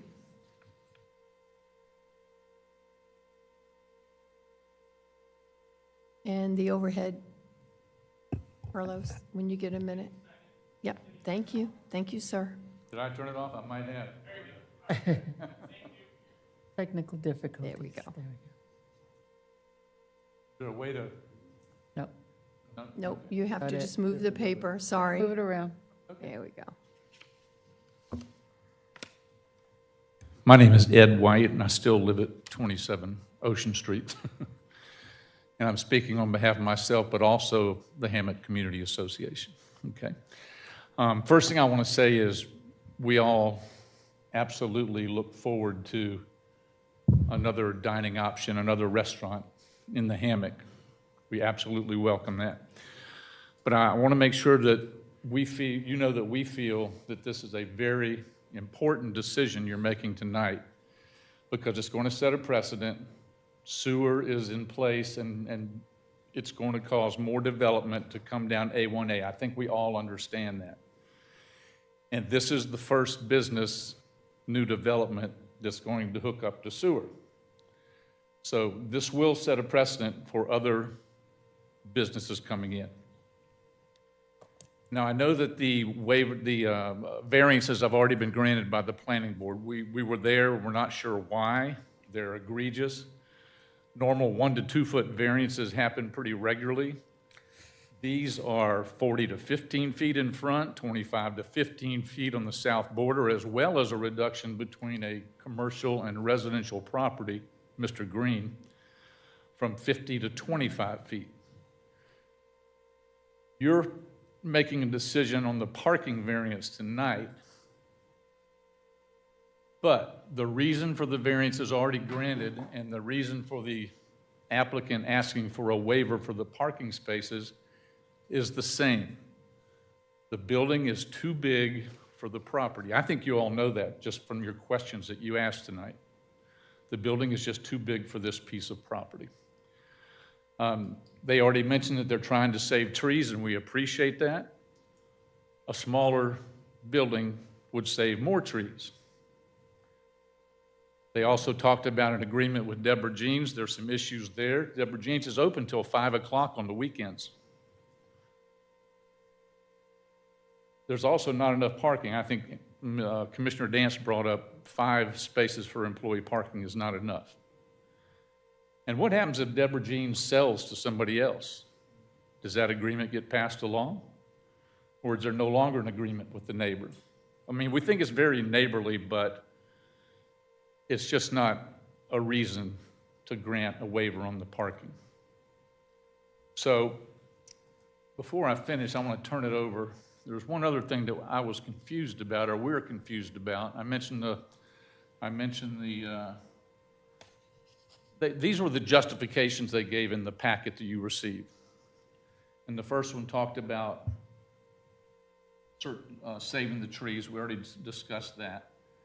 And the last one was about Deborah Jean's next door. The one in the middle there is saying about the extension of sanitary sewer north of Bing's Landing was considered, but they're going to need a septic. That was one of the justifications. So we need some more clarity on that because our understanding was there's going to be a hookup to the sewer and that the decisions by the planning board were contingent on being hooked up to sewer. So septic should not restrict the number of parking spaces from our understanding. And we would just ask the board, with the understanding of the precedent you're going to be setting, that you please do the right thing, that you please set the right precedent, that you ask these individuals to build a slightly smaller restaurant that follows the rules that we have in place in the Land Development Code and that treats residential neighbors with respect. Build an appropriate distance away from them.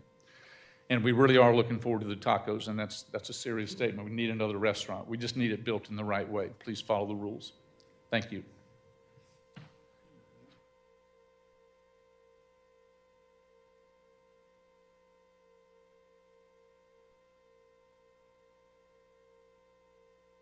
Is the overhead still on? 'Cause I'm Yes, gonna- it is. Just put your paper down in front of the, Yep. Good evening, Commissioners. My name is Jody Bollinger, and I live in the hammock. According to the Land Development Code, Section 3.0313G, when a site plan for development in the RC district is reviewed, elevation plans are required. No elevation plans have been submitted for modern mechs. Why is review of the elevation plans important for modern mechs? Because elevation plans would show if the building has outdoor spaces, such as a porch. And what is the importance of knowing if the building has any porches? The reason is this. You've already heard that a restaurant owner must declare the square footage of seating area and then calculate the required number of parking spaces based on the declared seating area. However, several restaurant owners in the hammock have added seating in the porch areas. However, no additional authorized off-street parking was provided. The result is that customers park in the right-of-way, or they park in a nearby property which is not zoned for a parking lot or authorized for use by the county as a parking lot. Both situations create safety problems. So I would ask that whatever decision you make concerning parking stipulates that no additional seating on porches, patios, or outdoor spaces be allowed unless those spaces are included in the declared seating area and off-street parking for those areas is included in the number of required parking spaces.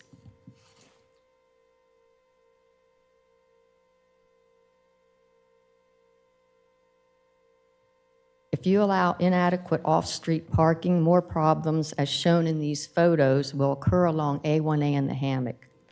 The first shows parking in the right-of-way on a curve where the speed limit is 50 miles an hour.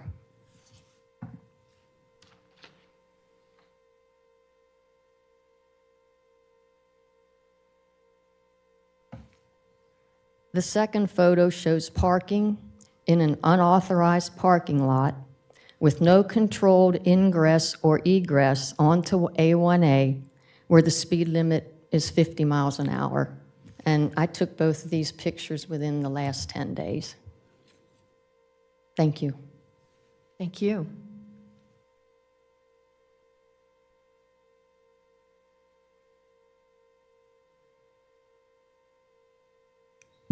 Hi, Mr. Clark. She was shorter than I am. Dennis Clark, 5784 North Ocean Shore Boulevard. I guess I'm representing Scenic A1A Pride as the secretary, and I did send you a document.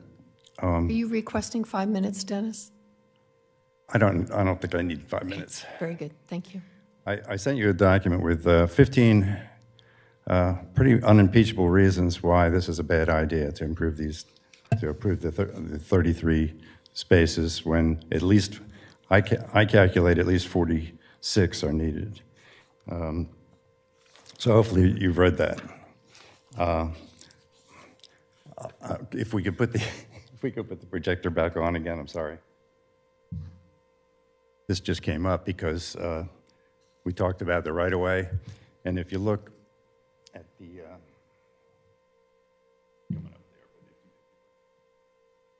diagram here. Mr. Clark, you can use the wireless microphone to your left if you need to. Over here. The wireless. All I have to do is point to it. If you look at the sidewalk, which is right here, you will see that there is no other room to park. It's a little bit clearer on the hard copy than it is on the overhead, but there's no room for, there might be room for one car to park off the sidewalk and another 4 cars to park on the sidewalk. You can't park 10 cars there, and even if you did, that would be a mess. But you would block the driveway, and you also are blocking Milwaukee. So that one just came up. Okay, this restaurant is 26% larger than the existing building on site. It will easily seat 150 customers and require 10 to 15 employees. Parking will overflow into the sidewalk since the right-of-way is very narrow. If you approve this, we will have yet another parking nightmare in the hammock. If you reject it, however, the owner could claim to reduce that seating area to 1,500 square feet and 3 employees. That would be unfortunate, and we know what will happen. I urge you to reject the request with the requirement that any approved smaller seating area cannot be expanded for any reason. They also need spaces for takeout. If you're only going to have 90 seats and you're going to serve 150 meals, you need a lot of takeout, and you need delivery. So we never had that in the plan. The Land Development Code does not account for an extra 5 spaces that would be required, say, for takeout and delivery vehicles. And if I have time, I have 8 seconds. The trees, the Land Development Code says you got to save 50% of the caliper of pre-development caliper inches. And this site has already been developed. We've taken 11 trees out of this as 50%. That's my pet peeve with trees. Thank you. I would also say you should defer to Greg Hansen on this since this is his district. How are you feeling? You recovered? Yes. Okay.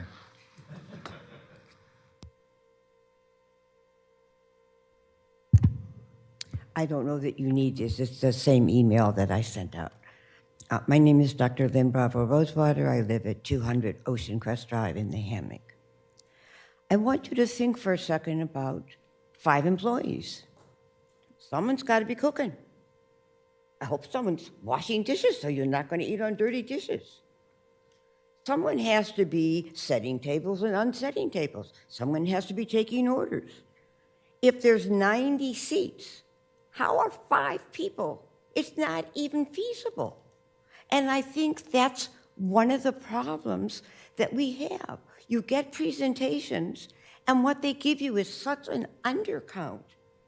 And then when you start to look at parking, oh, look, we need less parking. But the fact is, it takes more staff. You're also talking about parking in a space that someone else owns. What if someone hits somebody with their car? What if someone's walking by? How do you handle the legal issues of that? There is nothing in any of the documents that have been drawn that say you may borrow parking spaces. And there's nothing that it says about liability, which I think could be an issue. I also feel that the expectation that they get to take 50% of the trees that are now on the lot, just like Dennis said, it's not true. 50% is for the first time that land's developed. And we've had at least 3 restaurants there since I've been here for 22 years. There have been 3 different restaurants there. So this presumption that they can take down all these trees is not accurate. And I think it's important that you know that, because one of the things that we have been trying to say is that there are things written down, spent a lot of time on, to help make things run smoothly. And if it's not followed, what does it matter that it's written down? So I think that they bought this space knowing how big it was. It wasn't a surprise. If they plan to put a new building in, my guess is they plan to build a new building in before they bought the space. They've been in that restaurant. So I feel like one of the things that we see happening that no one's taken care of is they come in with small numbers and then they add on. That happened to Bronx. As soon as they opened, they had a porch and they were serving. That wasn't counted. They opened gardens in the back. You can seat 25%. 25% of the amount you're allowed indoors, outdoors. They were seating way over that amount. And so what happens is none of the rules get followed. So it seems to me much easier at this state to just say, No, you've got to have enough parking for the seating that you have, and you can't add on to it unless you're going to add seats. Thank you.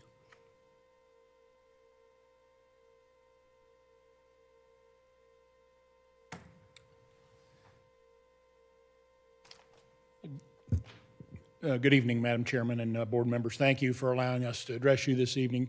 My name's William Jordan, and I live up in the Hammock also.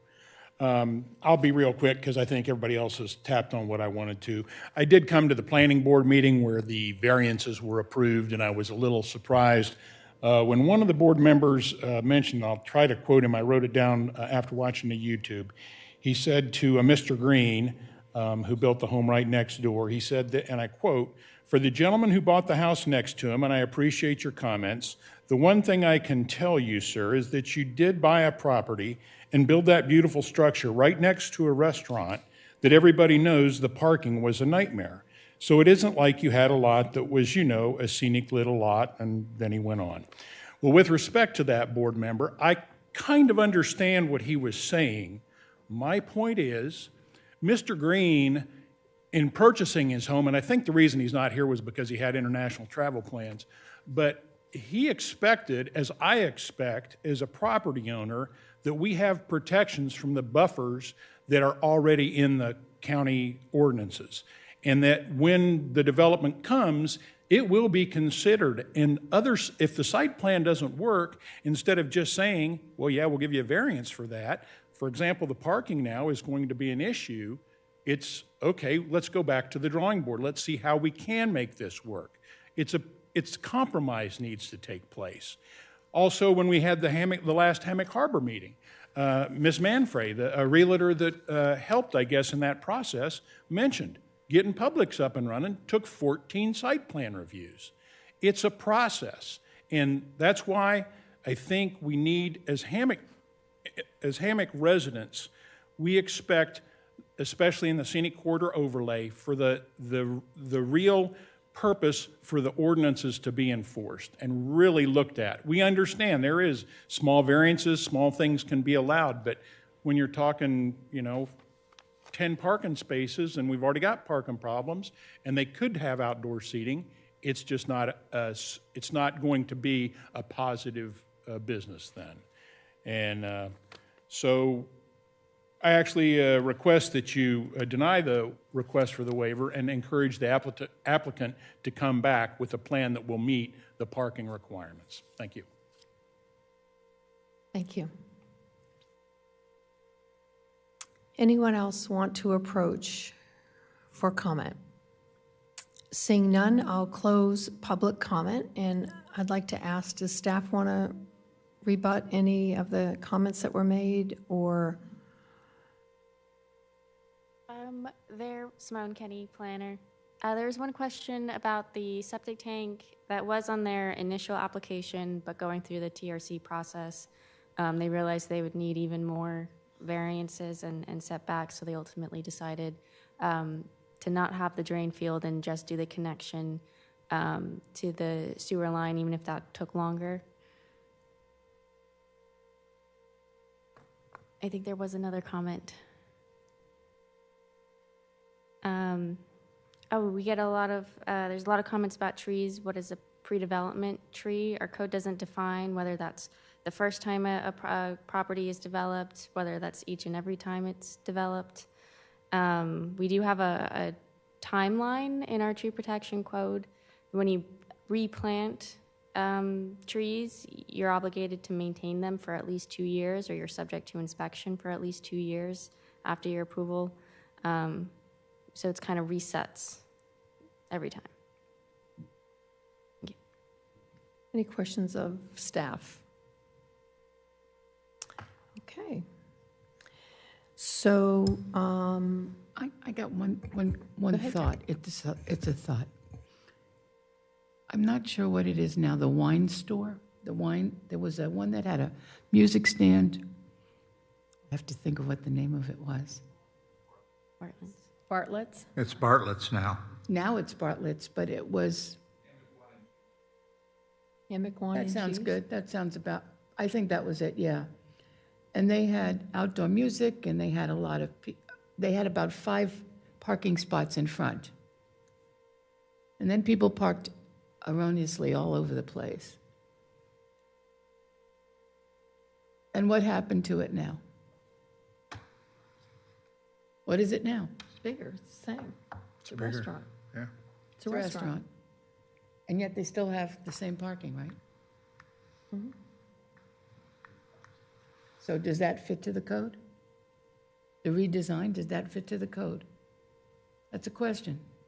I don't believe that's what they were permitted for, and is a code issue. So there's more than one restaurant that's been done to, and it's been done within a couple years or whatever time frame. I'm not saying one thing's right and one thing's wrong. That's not the point. But a lot of those businesses don't appear that they're prepared to have the right parking throughout that whole facility. I see it often. Bartlett's has a restaurant there or something. Is it Bartlett's? Frida's? There's no parking at all. You can't eat there? Madam Chair, if I It's could. a bakery. Yeah, it's not a restaurant, not Just a licensed as a bakery? restaurant. It is also a little different because it is also Zone C2 Okay. for Bartlett, so that it's a I'm little just different. in our asking code. questions because I've been down there quite a bit recently, just looking Yes. around and seeing what's going on. So I just want to make sure I'm in the right frame. Thank you. Madam Chairman? Yes. We have an opportunity here to put our foot down on this parking issue and send the applicant back to the drawing board to refigure it, make it smaller, whatever, to reach at least the number of spaces that our regulations require. I don't think that's too much to ask, and we've been hornswoggled, if you will, every single time on the parking at these restaurants. So I think it's time to make them comply with our regulations. Mr. Dance. Yeah, I'm not going to be making a motion for this. I've got a math problem that I can't get past, and it has to do with the employees. We have a lot of, right, when we go through our land development code and we get applications, we rely on standards and industry practices. Traffic engineering goes by standard FDOT codes. They have to follow those guidelines. Engineering practices are established, turning radiuses, all these things. And what I see is missing is something that is an industry standard for determining employees, something like the National Restaurant Association. It's not in our land development code. I get it. We aren't mandating that be part of the process, although in our revision of the land development code, I'm going to push for some type of industry standard because it gets rid of that. But everything I'm reading says that for the 120 seats, 1,800 square feet, there's 10 to 15 employees required. And I can't approve this until I get verification from the applicant that references an industry standard for employees, because the hammock is unique, and I get it. And in some, I don't even know what the percentage is, but in my mind, I can justify an amount of a waiver of parking due to constraints like the protection of trees and site modifications that protect the trees. I can wrap my head around a modification like that, but I'm not there because even with the 7 spaces, and the gentleman made a good point about down the road that can change as well. And maybe that 7 spaces is where the flexibility for me lies. But until I see a clear representation of employees and staff, I'm not gonna agree right now. I think there's more work to be done. Whether they whether would they want a denial, because it's, you know, we have a 4-member board tonight, so do the math. Or they want to come back to us. That's up to the applicant, but I don't know if they want this being a rejection. But either way, it does need to come back to us. And for me, the sticking point is on a clarification of the employees. And I would remind the board that the applicant also has a chance to rebut the public comment. Okay. Sure. Thank you. Would you like to rebut at this point?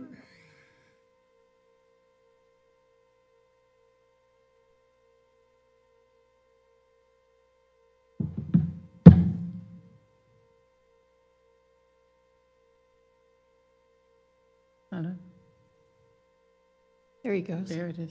Oh. No. Turn that. Try a to little. tip it a little. It's Try to- crooked. Everything's crooked. No. And bright.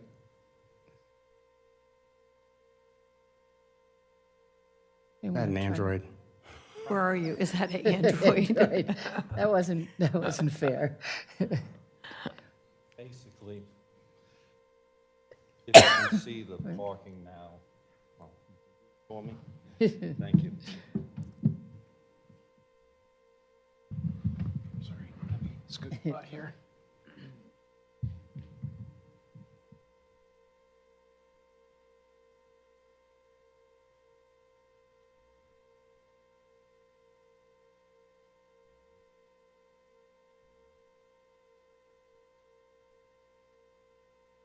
Okay. That's okay. Nice to see. A little better. There you go. You're getting You're there. clearing, You're getting there. getting clear. Can you give us music? There you go. Not in the right spot.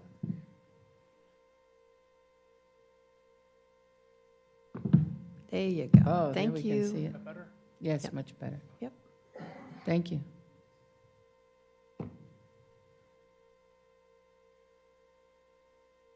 All right. That shows there is legal on-street parking, and it goes further this way, and it goes further past up until Stagio's property.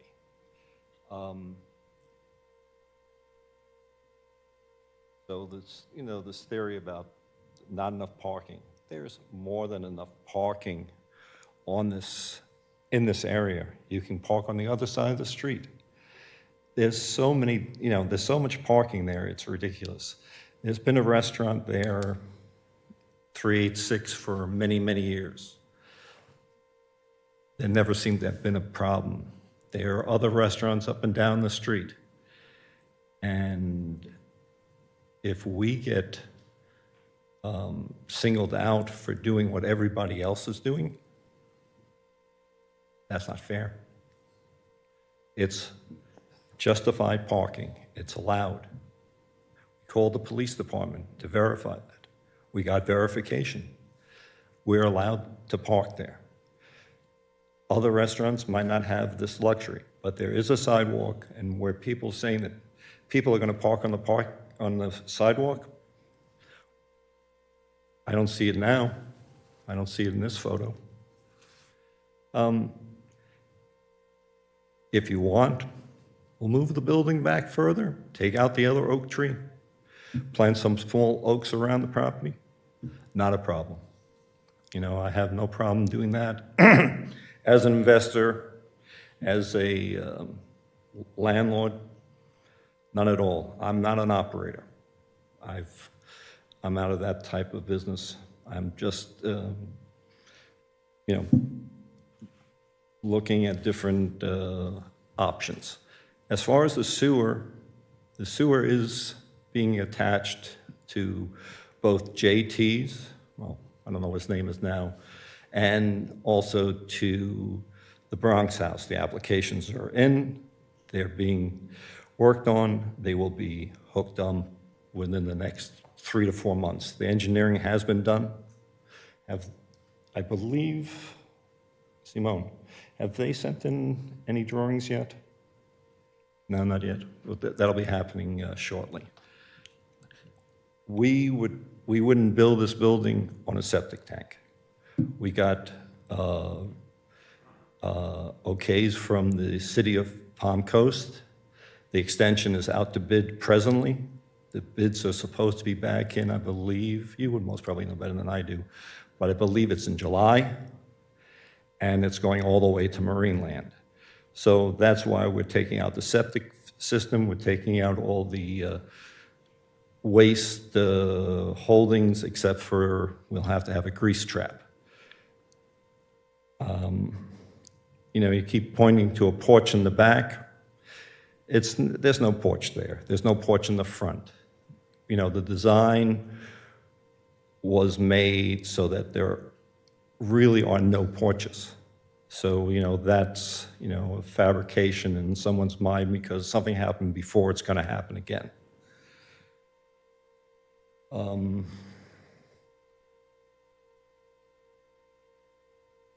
And when you talk about the size of the building, I'll let the builder answer that question.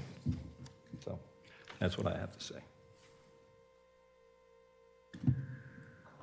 I'm going to touch base on a few comments here. To start with the elevations. The elevations provided is our do not exceed elevation. On our concept plan, until we have approval, we will not have any engineered civil drawings of the property. That's going to show our existing concept plan shows the do not exceed elevations, rough drainage scope, and the outline of the building. To touch base on, you know, of course, the hammock is known for all of the historic trees. It's all through all the side streets everywhere you go. You know, I've lived in Flagler my entire life. This past year moving to Ormond, oak trees are everywhere. We are trying to preserve as many trees as possible. You know, we are currently several parking spots short. The rear property line is 25-foot setback. Our building is currently 54 feet. That's going to leave a remainder of 29 feet left over.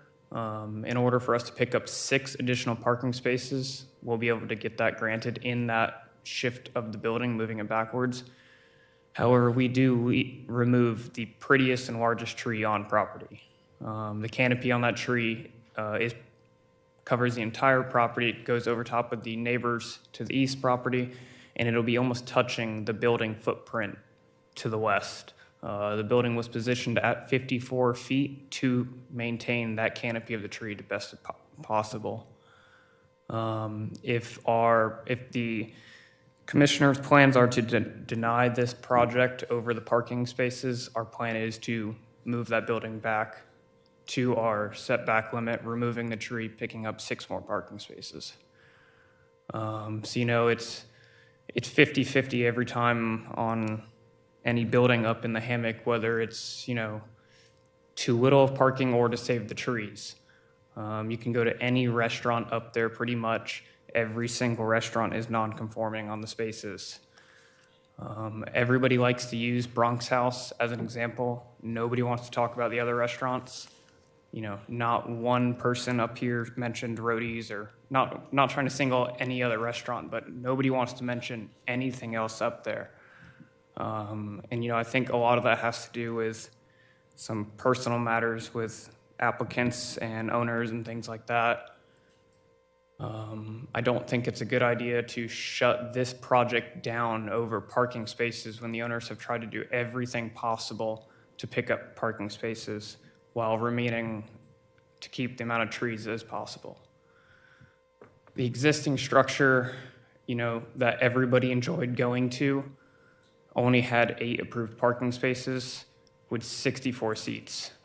From the middle, if you were to look at the existing survey, from the middle of the property back, there was no parking. It was all overgrown brush. Existing septic drain field is where our building currently sits.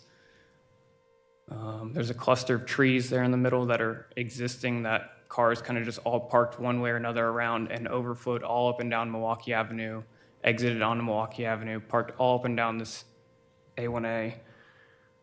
Again, we are trying to do everything possible, meeting every code requirement as possible.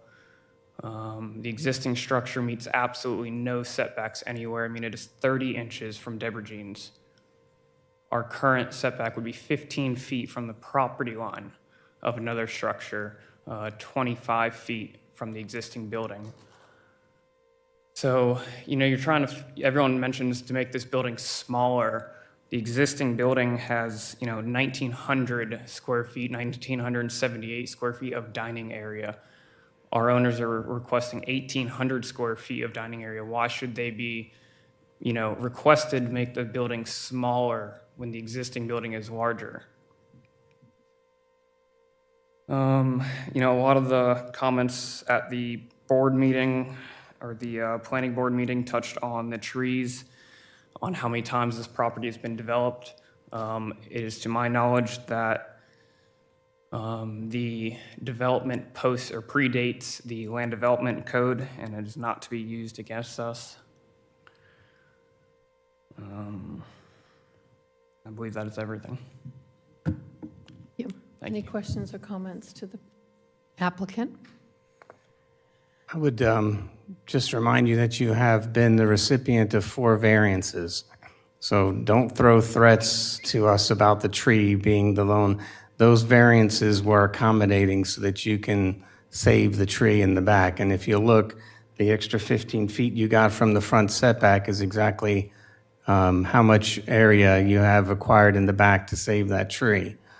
This is just about numbers and math at this point. I mean, I just need to see realistic numbers. You can come back with a plan that shows the realistic employee numbers that are metriced and based on standards, industry standards, and then we can go there. I don't have enough information to make I would hate to vote against it. I just don't have enough information to make my determination tonight based on the employee parking. Understood. Can I make a comment on what you just said? Absolutely. The request for the variance up front is because the land development code states up to 40 feet. So we did request, as our existing building sits 5.5 feet with no setback, the pavers are on the FDOT right-of-way. We did increase that to 15 feet. So yes, we did ask for a variance there because the code states 40 feet. However, it does say up to 40 feet. All right. Thank you. Anyone else? Okay. Thank you. Thank you. Thank you. All right, so we are tasked with approving, denying, or bringing it back. Madam Chair, if I could, before you entertain a motion, there are 2 items within this single request, just to remind everyone about that. And so you do have certainly the option to approve both, deny both, or to table to a future date, continue this, correction, not table. But you do have the 2 requests that are part of this, both considered waivers. The first is that deviation from the parking area surface requirements. And then the second is the flexibility as the required minimum number of off-street parking spaces. So you could conceivably approve one and deny the other. That is another option for you. Thank you. So the surface material that they're asking, I'm looking at you, Commissioner, the surface material that they're looking for, we could approve the change in the surface area, and then You can have 2 separate motions. we can have 2 separate motions if that's the desire of the board. I would prefer that. Okay. So would anyone like to make a motion on either one? The waiver on the number of parking spaces and then the waiver of the material? Yeah, I'll make a motion to approve the waiver for pavement material for the subject project. Second. Okay, so we have a motion by Commissioner Dance and a second by Commissioner Hanson. Do I have to open it up? Do I have to open it up again for public comment? No, okay, fine. I'd like to call the vote. All in favor, please say aye. Aye. Any opposed? Okay, the ayes have it. So the next waiver that we're looking for is for the off-street parking requirements for this project. Commissioner Dance is leaning more towards continuing this for more information. I'm not making a motion for approval. I don't know if the applicant wants us to make an up or down motion or wants more time to study it and bring back more information. It's just my issue that I'm having trouble with, so Anyone it on doesn't this mean end it's all of want us. to make a motion? No, I think we need more information on that. I'm the same mindset as Andy. Also, I think they should show how many parking spaces are on A1A. And that matters, how many are out there. Is it 5 or is it 10 or whatever? That should be part of the calculation here. But I'm really hung up with, we've screwed ourselves so many times on this parking issue. I don't want to do it again. I'm not a fan of showing parking on A1A. That's overflow. That's not part of the. Well, I'm from a little town called Flagler Beach, and there's not one compliant.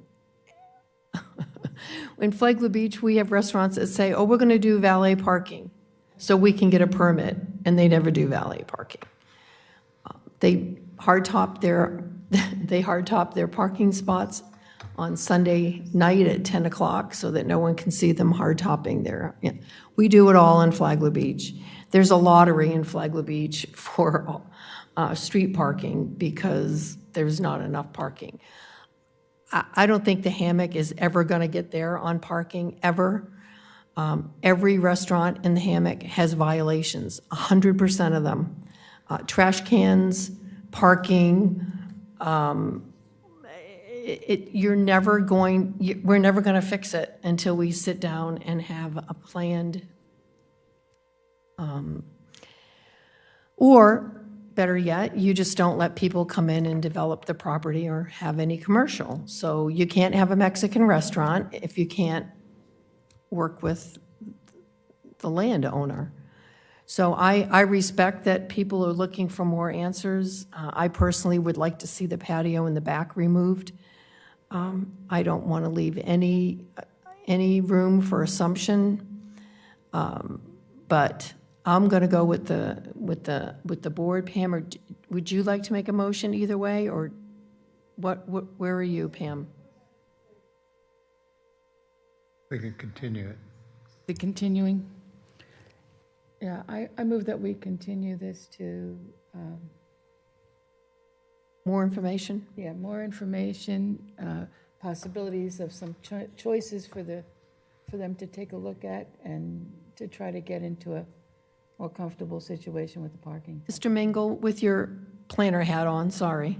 No, take it away. Do we need a reason for continuing and be specific to our applicant, or how do we do that? We do typically, we provide in the staff report, I think our common language is to provide an additional, an opportunity for the applicant or for staff to provide additional information in support of your decision, whether it's to approve or deny. All right, so you are asking for information, so that's an appropriate motion? Are we motioning to continue? Yes. Yes. Yes, Pam is motion to continue. yeah. I need a second. Okay, I'll second. I'll offer, sorry to jump in. That's all right. April 6th is our next meeting, and public hearings would typically be held at 9:30 or soon thereafter, as they may be heard, if that's enough time for the applicant to generate those employee numbers that Commissioner Dance mentioned. Do we need Will that approval? work? April Yes, sir. 6th. April 6th. 9:30 a.m. That works? Okay. So we have a motion, I have a second. Does the motion include the time certain to April 6th at 9:30?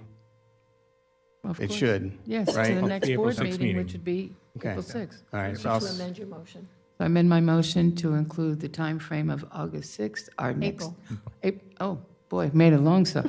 April, it started with an A. April 6th of 2026 at 9:30 a.m. I'll amend my second. Thank you. We have a motion, we have a second. Can we do a roll call, please? Commissioner Hanson, Aye. Commissioner Richardson, Aye. Commissioner Dance, Yes. Chair Carney. Yes. Thank you. All right, so the next, we're going to go back and we all received our Summertown and Veranda Bay Transportation Improvement Cost Allocation Agreement.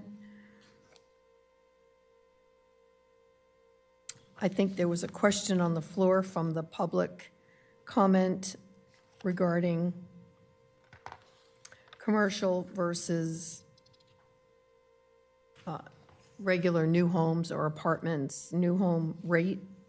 Oh, I see it now. Okay. Did you have an answer for that, Mr. Rodriguez? No, I'm deferring to Mr. Mingle. That's actually a planning and Okay. traffic calculation. All right, thank you. I can offer up that that's not uncommon for us to have what we would refer to as an equivalent residential unit. And so in this case, it's 1,000 square feet then would have that $338.40 applied to it, so that it's a multiplier. It's not, I think Mr. Royer's comment was as if it was just limited to that amount, as if it's equivalent to a single-family unit, but that's per 1,000 square feet of that commercial, and so it's got that equivalency that it's not uncommon. If you think that's a particularly low number, we could dig deeper into that. We were at the level of our negotiation with the developer, we were comfortable with that because this is something that's fairly common. I did look at it, and I think where I was able to be comfortable about it was the total that they were counting per 1,000 square feet. I think it was 1,000 square feet. So when they're having 32,000 square feet, that's 32 times what the other one was. So more or less, the numbers were maximum for the commercial because of the parking, I guess, or something to that effect, right? So it sort of balanced it out. One person's only going to have that one spot. And if you look back also, When sorry, go ahead. Go ahead. No, please. If you also look back at the west side distribution alone in your Exhibit A, the numbers are fairly close between your multifamily and your commercial square footage, so that if those both built out to their maximum, I think this is where Commissioner Richardson was heading. You're right at 279,000 and change for your multifamily. You're at 284,000 generated from your commercial square footage, assuming that 840,000 square foot build out. So that, we were looking for some kind of equivalency when we talked with the developer about it. No? And now that I see this, I did read it when Mr. Sciamento sent it over. Any questions or comments? I did have a question about the landscaping. Maintenance on our showers. Enhanced landscaping. Will there be a plan? Will there be some kind of a landscaping plan submitted that we have to approve?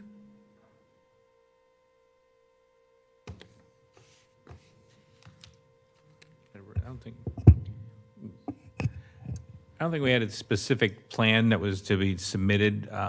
It was just the agreement that they would be providing that landscaping and that they would be responsible for that. Oh, it does say prior approval. Okay. It That's a does. I'm staff sorry. review, right? Yeah. It's a staff review, Adam? Yeah. Yeah, we can. We haven't, when we've had that before, we haven't had that specifically done, but the idea was something more than what the county would provide. And we can certainly review that at the time of the installation. There it is, sorry. It's been a while Yeah, it since does I've say heard it. Yeah, it's- approval granted administratively by the Or administrator county board. administrator designee. Mhm. I just want to thank you for this, getting a short delay just to get eyes back on everything, and appreciate the efforts of staff, Mr. Rodriguez, to get this together out of litigation, and Mr. Shimento and Mr. Belshi for working with staff to get this accomplished.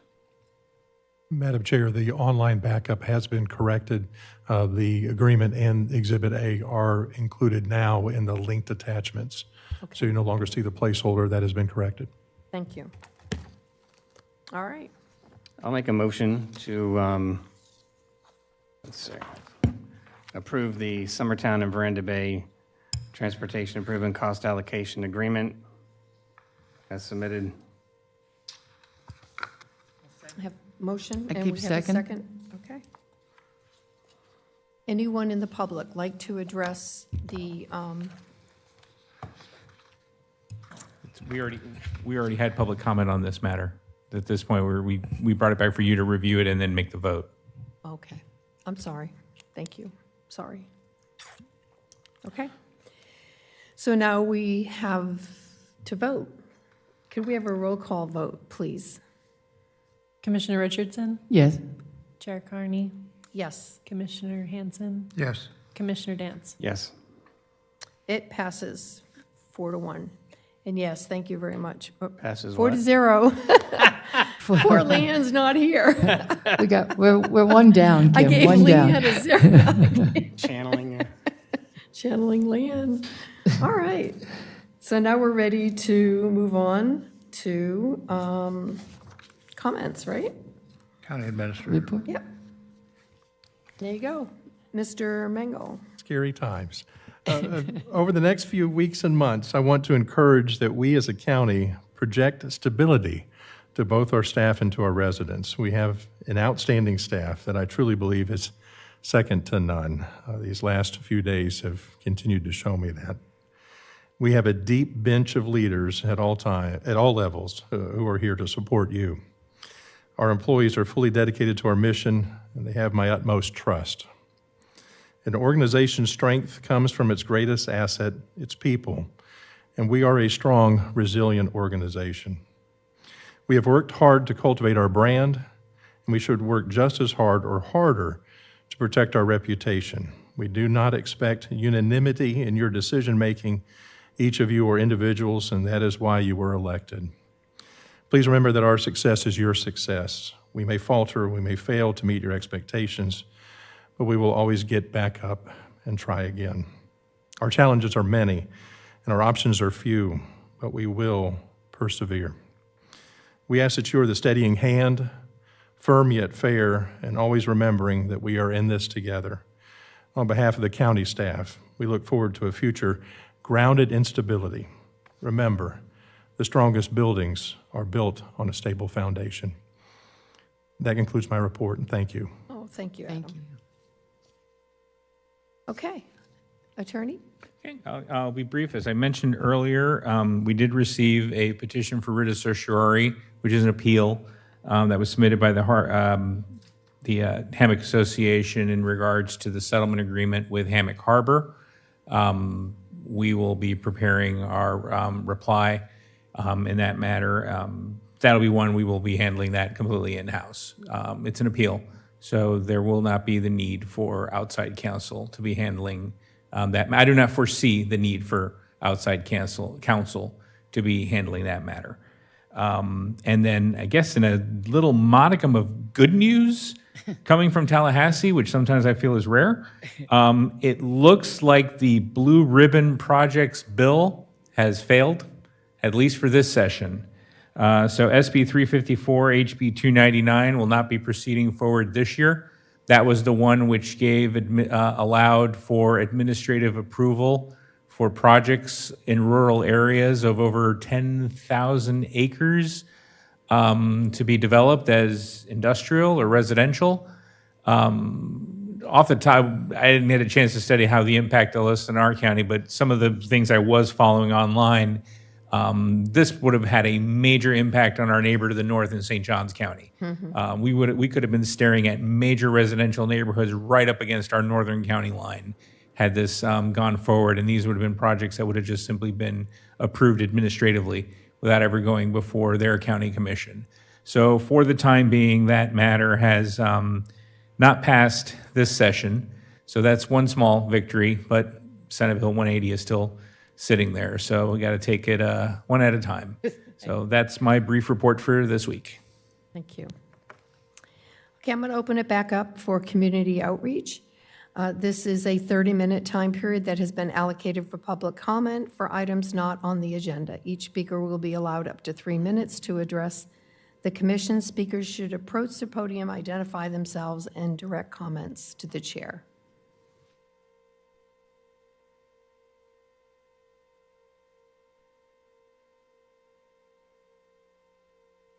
My name is Steve DeGarmo. I live in Palm Coast.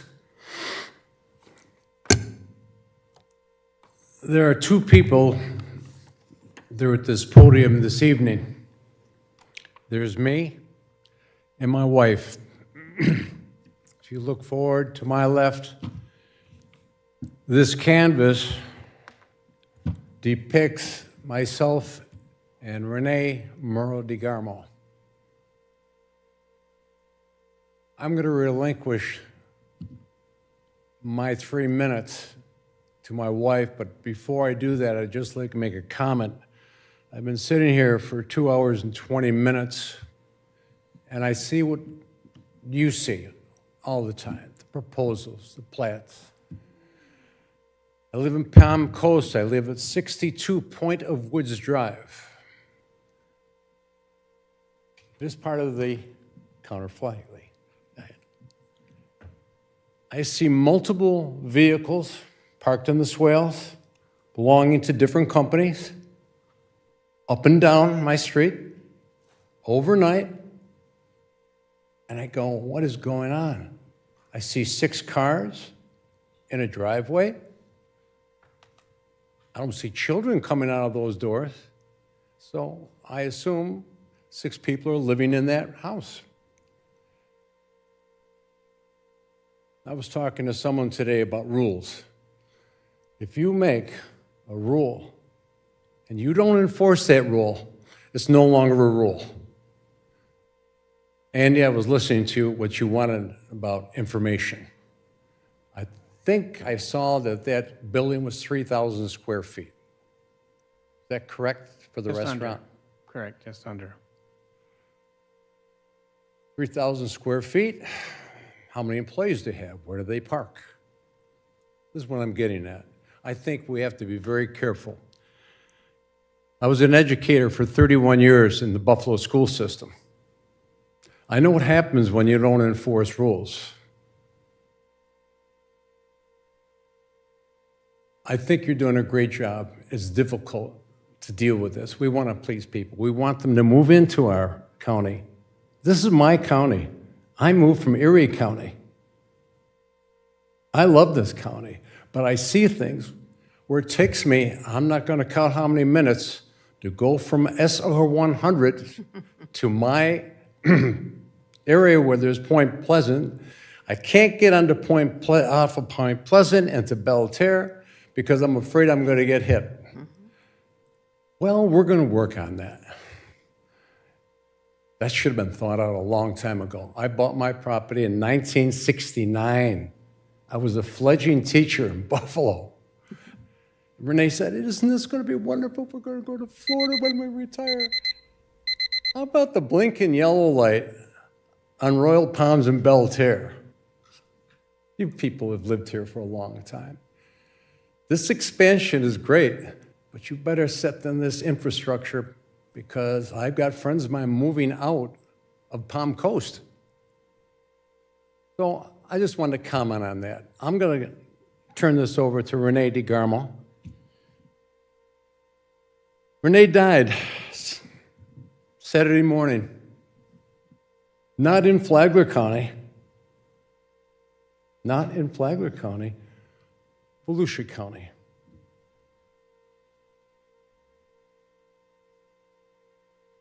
The words I'm about to read to you, I think were transmitted to me through whatever net there is was not the www, but between myself and my wife. 5 years with Alzheimer's. Destroyed her. Almost destroyed me. My friend said, Steve, you're losing weight. You don't look right. You leave your garage door open. Is your front door open? Have you got clothes on? I've got two friends here that become my family. Patty Alfonso and Rich Alfonso. These are the words from Renee, our wedding picture, 1975. That wasn't even taken in this country. The Ontario, Canada. And this is how we looked. I haven't aged a bit. Renee hasn't either. That has been hanging in our bedroom since June of last year. I brought that to the hospital on 100, Advent Hospital. I had them put it on the wall. Then, in Volusia County, I said, could I put this up so if she turns over and sees it, let's bring back memories.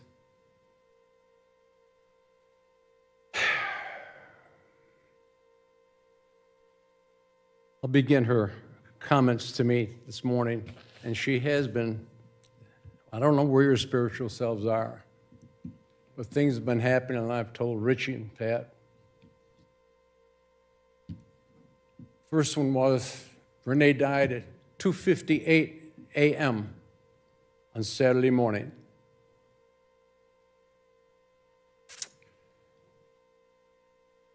The nurse said, we called you twice. You didn't answer the phone. I said, the phone was right next to my bed. She said, well, I finally got through to you.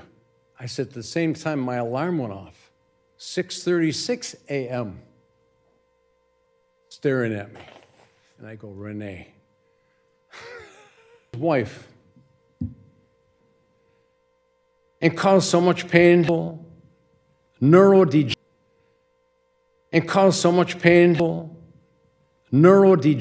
brain disorder, and the most common form of dementia, because dementia has all kinds of faces. On February 12th, I fell off our couch onto the floor at home, and I tried my best to get up but couldn't. Steve and Rich Alfonso, our great friend, tried to help me. Steve called 911. The fire department came over and took me to Advent Hospital on State Road 100. The doctors at hospital told Steve I had a UTI, a urinary tract infection.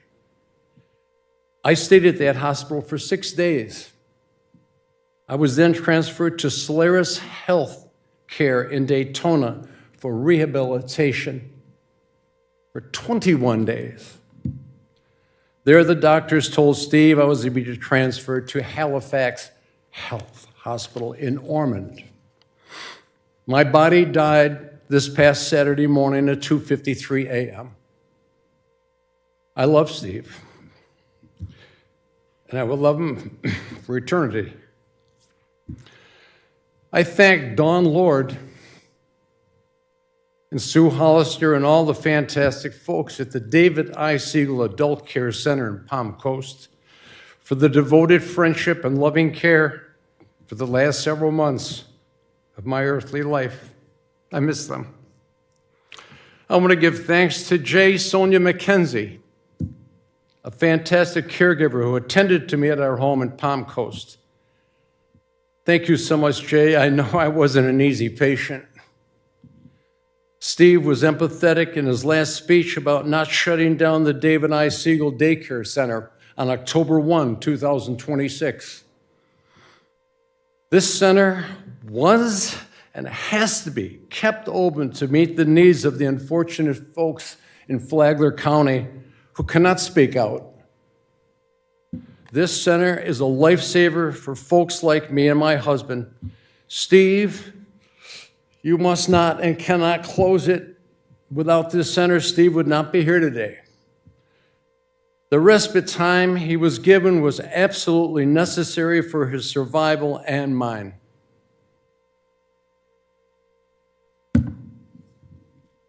Thank you very much. Sorry for your loss, Steve. Anyone else from the public?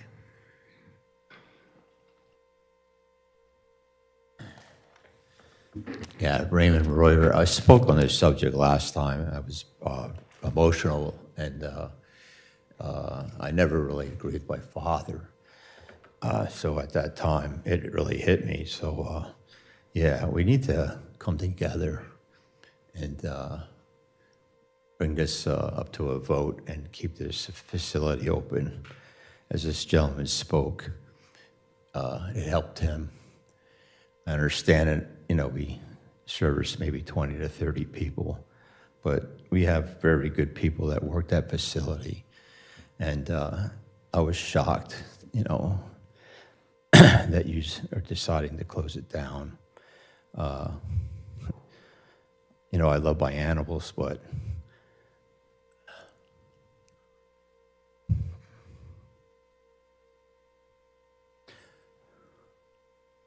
we're going to spend $2.5 million for facility. We're sharing it with Palm Coast. And I think somehow I'm going to work with this gentleman.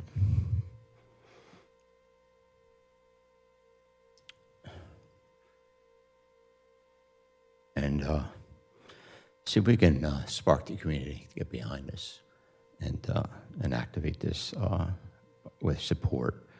Because at any time, one of us can come down with that disease. And it's just, I'm 62 next year. I could come down with it. It's we never know when it's going to hit us. And I would love to have my wife have some time off. Thank you. Thank you. Anyone else from public comment? You got me. Okay, seeing none, I'm going to bring it back up here for commission reports. Commissioner Richardson, do you have a report?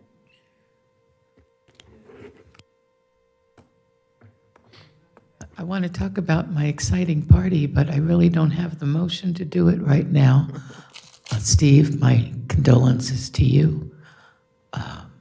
We all have trauma in one way or another, and we're here to be here for each other, so thank you for what you shared. There is a Yacht Rock party in the back. If you can come, please do come. It's for the Family Life Center, which is for survivors of domestic violence and children who have been abused.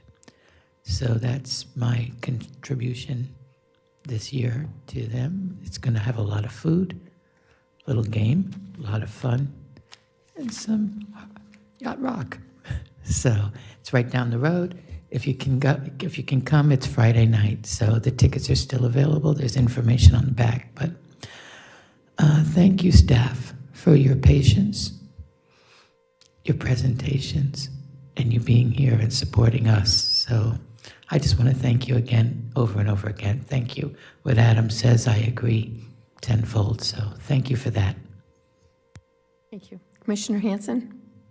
Yeah, just quick, I think you all saw, but the ad valorem tax issue died. Oh. It died. Great. And you remember what I reported what the president of the Senate told us, just breathe. Just breathe. He Just did. breathe. He did say that. And he Yes. took care of it. He killed it. So that was good. Just breathe. Excuse me. I'm just going to we're going to take Renee home. Okay. Thank you, To hang Steve. on my bedroom wall. All right. Thank you, Steve. Thank you, Steve. Thank you, honey. Make sure it's not raining. All right, is that all for you, Commissioner Hanson? Okay, yeah, it's great. Commissioner Dance. All right. Won't keep everybody. Wanted to bring to everybody's attention back on March 11th. It's okay. Ms. Petito, in her letter to lay out the three-headed monster that we have during her week off, she concluded that email, that transition letter with the last paragraph stating another approach the board may consider is establishing a tiered interim instead of acting interim structure that includes an acting county administrator, acting deputy county administrator, and an acting assistant county. So I didn't know if you read down that far to that last thing, but I didn't know if there was any, if anybody had thought more about our path that we're on, and through July, the current structure that we have, and just thought I would bring that back forward in case there was the other discussion on how we transition. I will say that Florida Association of County Managers gone back with Mr. Picano and has presented that proposal, which I think will be executed by the acting administrator. So that process is getting started. But again, in reviewing everything, I didn't know if everybody had caught that and if anybody had any additional thoughts on that. But right now we have the Adam, Mr. Brower, Mr. Lord, all working in harmony together while Ms. B. Tito is out this week. And then I think Adam is deputy when she comes back. Yes, sir, that's correct. Right, okay. I just wanted to bring that up. I don't have anything else to bring forward, and look forward to hoping everybody has good town halls coming up. Okay, thank you. I did also want to ask about the letter from the Florida Association of County Managers, I don't know, FACM, from the letter that we got from FACM, Florida Association of County Managers, yep. So we don't have another meeting. I don't know if we need to get consensus that this is signed by Commissioner Pennington, I believe is what they're looking for, Chair, right? It's a... Well, the last workshop provided a consensus that we go out and seek the amount. Correct. So now from my understanding, the amount of what the agreement is, the dollar amount, falls below the threshold that it has to come Correct. back to you. So it can be signed administratively pursuant to our purchasing regulations. So we don't have to bring it back for authority to sign since we were given since staff was given the consensus to go out and get this agreement from that. So it doesn't have to come back before this board for its actual execution. My question is, when I read it, I had a question as to, it did not appear that that we had to deal with them exclusively. So if we did our own search or someone showed up or whatever, we'll still be advertising this position, is that correct? So we're not bound to use them. It's only if the person that we hire comes from them. I didn't get a chance to review it, but as long as the agreement's not an exclusive agreement where we've signed an exclusive agreement with them for their use exclusively, then we should be able to also take any other means the county wishes. Yeah, and they're basically going to be providing a candidate review report and a short list. So they're not really taking us all the way through the process, obviously, for $7,500. But, okay, I just wanted to say it publicly that we're not in a exclusive relationship with them. If something comes up, we can wait and see what the results look like. I also wanted to ask if there was any outcome on February 3rd and at our last meeting. There was discussion about the Nexus Center and the Senior Center that they use for the food program. I wanted to know if there was anything moving forward on how we're going to resolve that. So the Nexus Center is popular, and they can only rent it during certain hours of the day. So there's been at least one incident that we received a correspondence from with multiple signatures on, stating they don't want to move. I mean, if they're there for the day program or the food program, they should be able to be there. So I think we need to look and iron that out sooner than later. And then there's only 2 people left. I had a video. I'm not going to ask you, Carlos, to run it, but I just want. We did at the workshop announce that the initiative for the File of Life has been started, and we will be out about in the community talking about important medical information, so the paramedics have what they need when they show up in our Can we get that video? Is that, can I take Yep. it to my? Carlos can mail you that video. Okay. Yep. Mhm. Yep. If you want 30 minutes, there's a whole podcast. All right. As far as the question on Mrs. Petito's, the transition or the hierarchy, I thought we only have to be involved with the deputy. Is that correct? We don't need to be involved beyond the deputy? Any department head has to be approved by the board?